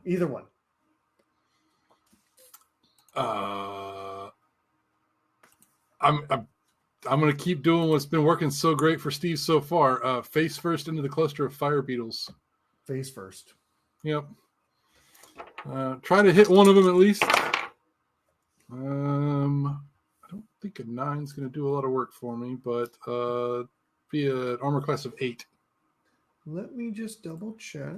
Where's my beetle listing here? Where's my fire beetle listing? Oh, here's my fire beetle. No, they have a much higher AC than that. So go right for that, can't you? Okay, let's, I think both of us attacking the same one actually is working quite well. So 15, that's armor class 2. That would hit. Okay, and that one takes 4 points of damage. Okay. He's still in the game. He is still in the game. Violet, what's up to you? How do you think you might conquer this situation? So the little bronze circle is what has some flames, and the child is on it. Yes, the child is on this, and behind him is a flame of throne that the Heissmeister is sitting on. Gotcha. How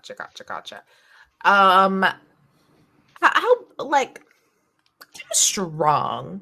I could probably pick up this kid, right? Yeah. I would like to I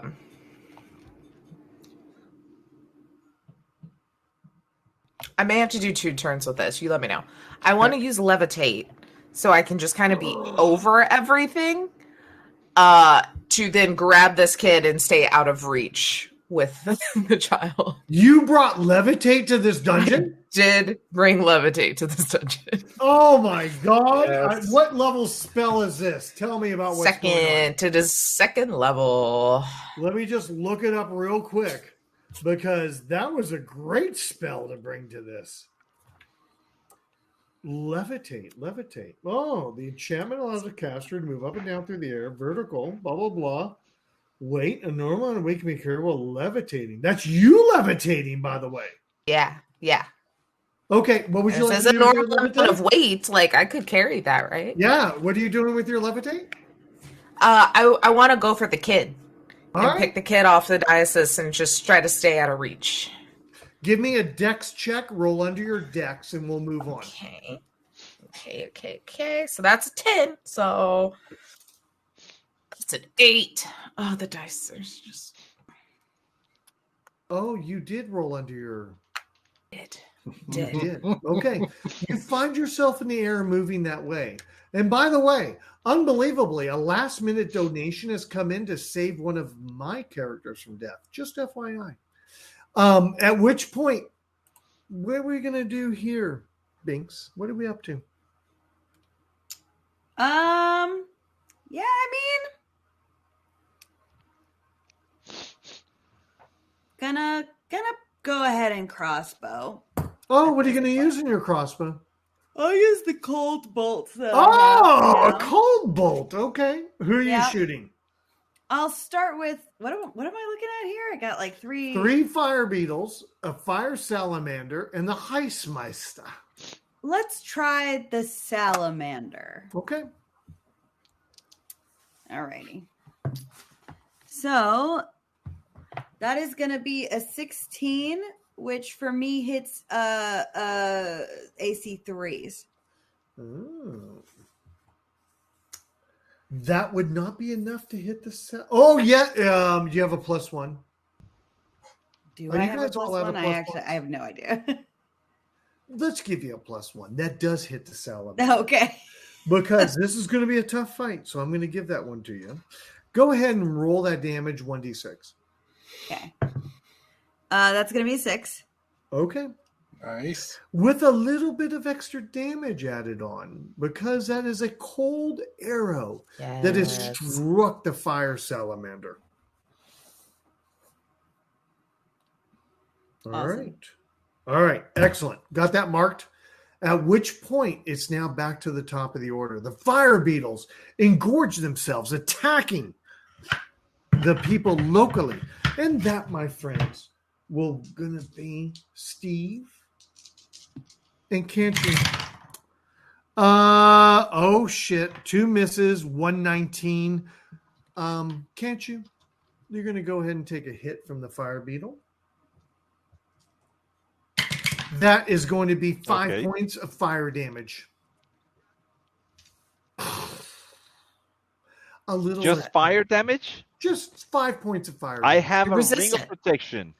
Oh, you do. So, if it's only fire, yeah, you're fine. I survive. You know, if that wasn't for David, that ring would not be here right now. That was all David's donation. That ring would not be here right now. And I would have remembered and I would have lied and say I hit Steve instead of hitting Cantu. But I didn't. All right.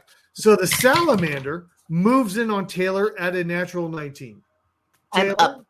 I'm up high. How high can you reach? Oh, because I was wanting to say they were like out of reach of the ground people with my levitate. The fire salamander is 12 to 16 feet long. Yeah, so you can probably sit up. Yeah, with lizard-like head and legs, bright orange, yellow, red scales, native to elemental fire. So he obviously could reach up there, and he's going to do a 1d8 of fire damage. Okay, that would be a 5. Okay. At which point, the Heatmeister throws a fireball directly at the main group. So besides, Violet, who's in the air, everybody else takes 4 points of damage. Do we get to save versus spell on that? Not on the fireball. It just explodes. You get it. Ooh. Heatmeister is in effect. Oh gosh. I will engage a shield. Okay. Have you hit 0? That would have hit me at 0, yes. Oh, you're back at 10. One of the shields in effect. All right. Back to the top of the order. Steve, what are you doing? Tell me again about the bronze Bernie thing that was in the middle of the room? What's the story is of a that? altar. It's all made of granite. It's an altar with the young Vite, the young Vice living on it. And right now that you see, Violet is kind of hovering over the group and about to be over that area. Is it like obviously magical fire, or is it like there's something that's burning? Oh no, the dais is completely normal. The throne is on fire. The throne behind it is a magical fire flaming up. Okay. The dais in front of it is just a stone area with the youngin on it. Okay. In that case, I am going to continue to smack some fire beetles. Go for it. That would be armor class 2. That 2. hits. Yes. Yep. For 5 points of damage. 1 dead. All right. Back to the can't you do something? Let's definitely. Let's go with another fire beetle. So, nah. Okay, that's a 4. All right. Forget Violet, you have now grasped the child in your arms and moved back up into the air, up into the top of the room as you're levitating. Binks, what are you doing? I'm going to do the second of my 3rd cold crossbow bolts. There we go. What are you shooting? Let's stick to the same guy. Okay. Another fire beetle. Or salamander. You went salamander. I'm sorry. I went salamander. Yep, I'm going you went salamander. Yep, I got it. Come on, let's get... Yeah, there's what I'm talking about, finally. Oh! That's going to be a 17, which for me is... That hits. At armor class 2. That's going to be a 5. Nice damage. Mm-hmm. Still in the game. Oh, by the way. I get refreshed for my +1s. Look at that. The group, the world has turned to me. So at this point, I'm refreshed. The salamander, once again, makes an attack in the air and is reaching up to get a hold. Oh, I'm going to add another +1 to make that a 19. So let me 3 more +1s. Taylor? You're going to take 5 points of damage. It dropped from the sky. Did. Oh, no way! 4 HP left. Oh. Hold on, guys. I killed someone shot. I killed someone shot. There we go. Finally. So that happens.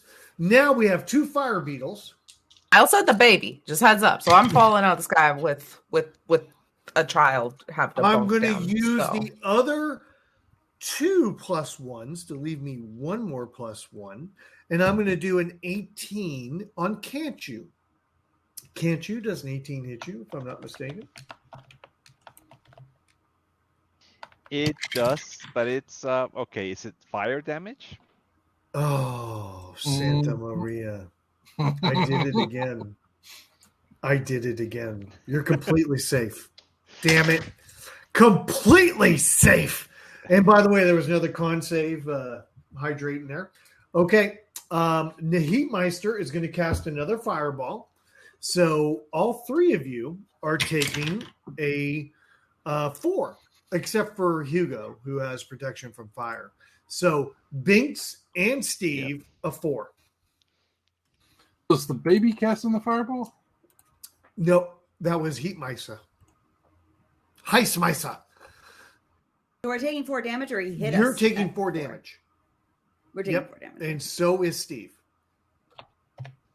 Obviously, Can't You is safe. So y'all could be very jealous and attack him also, but he's not taking any damage from the fire. So on my turn, I am going to try to dive underneath and, like, arms outstretched, like volleyball, save the baby as it falls to the ground. I don't want him to get hurt when he Give falls. me a dex check. Roll under your dex. Oh yeah, I can totally make dexterity things happen. No, I did not make it. You did not make it. The baby, which is protected by many spells from Vata Zeist, he has protected this baby with many spells. It lands softly to the ground, but right outside your hands to where you can't get a hold of it. But you're prone at this point, which means you're pretty much open for attack by the fire salamander. Taylor, did you have any shield on you? Nope, I did not. Okay. At which point we're back to the top of the order. And that is my side. You guys all did your hits. The salamander moves in for a strike on Steve and misses. The fire beetles move in for strikes on Steve and can't you? What? They both miss. Heat Visa, he shoots out another fireball at this point. So everybody takes 2 points of damage. Oh, we're still alive. Except for can't you, because he has the ring of fire protection. Back to y'all's order. The baby's on the ground. And by the way, should we draw something to put where the baby's at? The baby here. That baby. That's not a baby, but you know what I mean.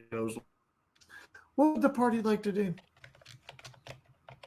I'm going to scoop the baby and reliving my frat boy days, football tuck it and run out the door. YOLO! You pull a Leroy Jenkins and you get out of there. You grab the baby and move. Give me a roll under your dex check. Yeah. Ooh, I rolled a 4. Okay. I just rolled a 19 on the salamander because I wanted to do like a little check attack, and you obviously passed that.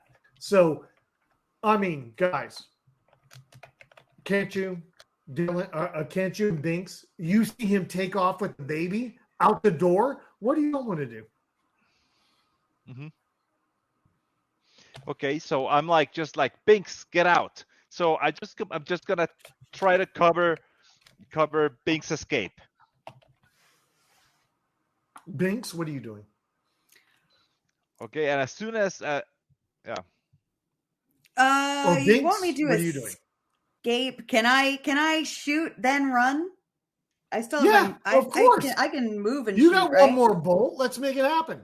Yeah, I'll shoot that final bolt before I leave, just to send my final goodbye. Some might say that's a final FU, but who do you want to shoot?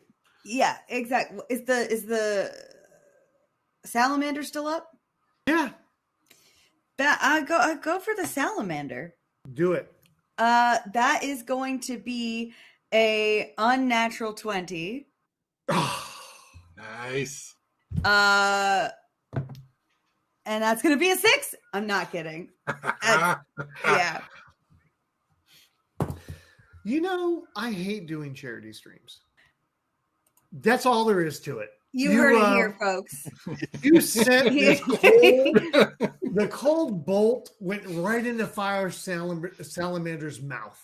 And so it was like, ah! And you went, ah! And it went, ah! And the salamander went in its belly, it like imploded. And the salamander finds itself just kind of laying on the ground. The two fire builders are starting to chase you as you run out the door. At this point, you see as you enter in the next room, the portal that originally brought you into all this mess open up. Gold-rimmed, shimmery, shiny silver. You jump through the portal. You find yourselves back at the hands of the Vata Vice and back in front of the temple and this throne that he's at. He congratulates you for bringing his child home and knows that as the next year progresses and as the next fall progresses and as the next year comes to a close, you have truly brought the spirit of winter to everybody. Congratulations. Congratulations, everybody. We did it. The other 500 gold does little to mend the broken heart of Steve. But Poor drowning Steve. my sorrows may cure me in the end. So I need a harder dungeon, is what this is. I put things in there. You guys made things happen. I need a harder dungeon. look, We got it. 5th level with a +2 on my con and getting the two bonus shields. That's the only thing that saved it. I did. Yes. Yep. I reused all my rerolls. I used all my +1s. I used all my +2s. That's the only way I was getting damage in.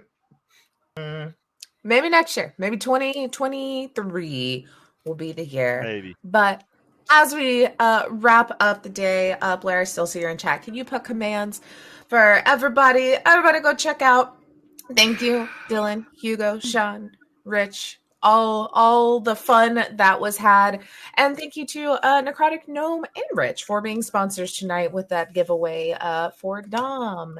Let's see. So our next game is going to be on Tuesday. It will be at 8:39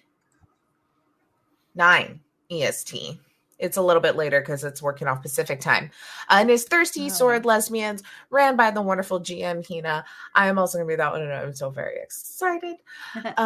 And we will see you then. But we're gonna go raid the bronze girl, and send all of this good love. Thank you, everybody, for your donations. It's freaking amazing here, finishing the night at 2,845. Whoa. Fantastic. Nice. Wow. Next year, I'm just paying for people to have people die. $200, you can kill my character. Just pay. I'll kill that person. Just pay. Just give me money. Just do it. Just do it. But thank you so much. Like I said, go follow everyone on our wonderful crew and catch all of their projects. And we'll see you on Tuesday. Bye. Bye.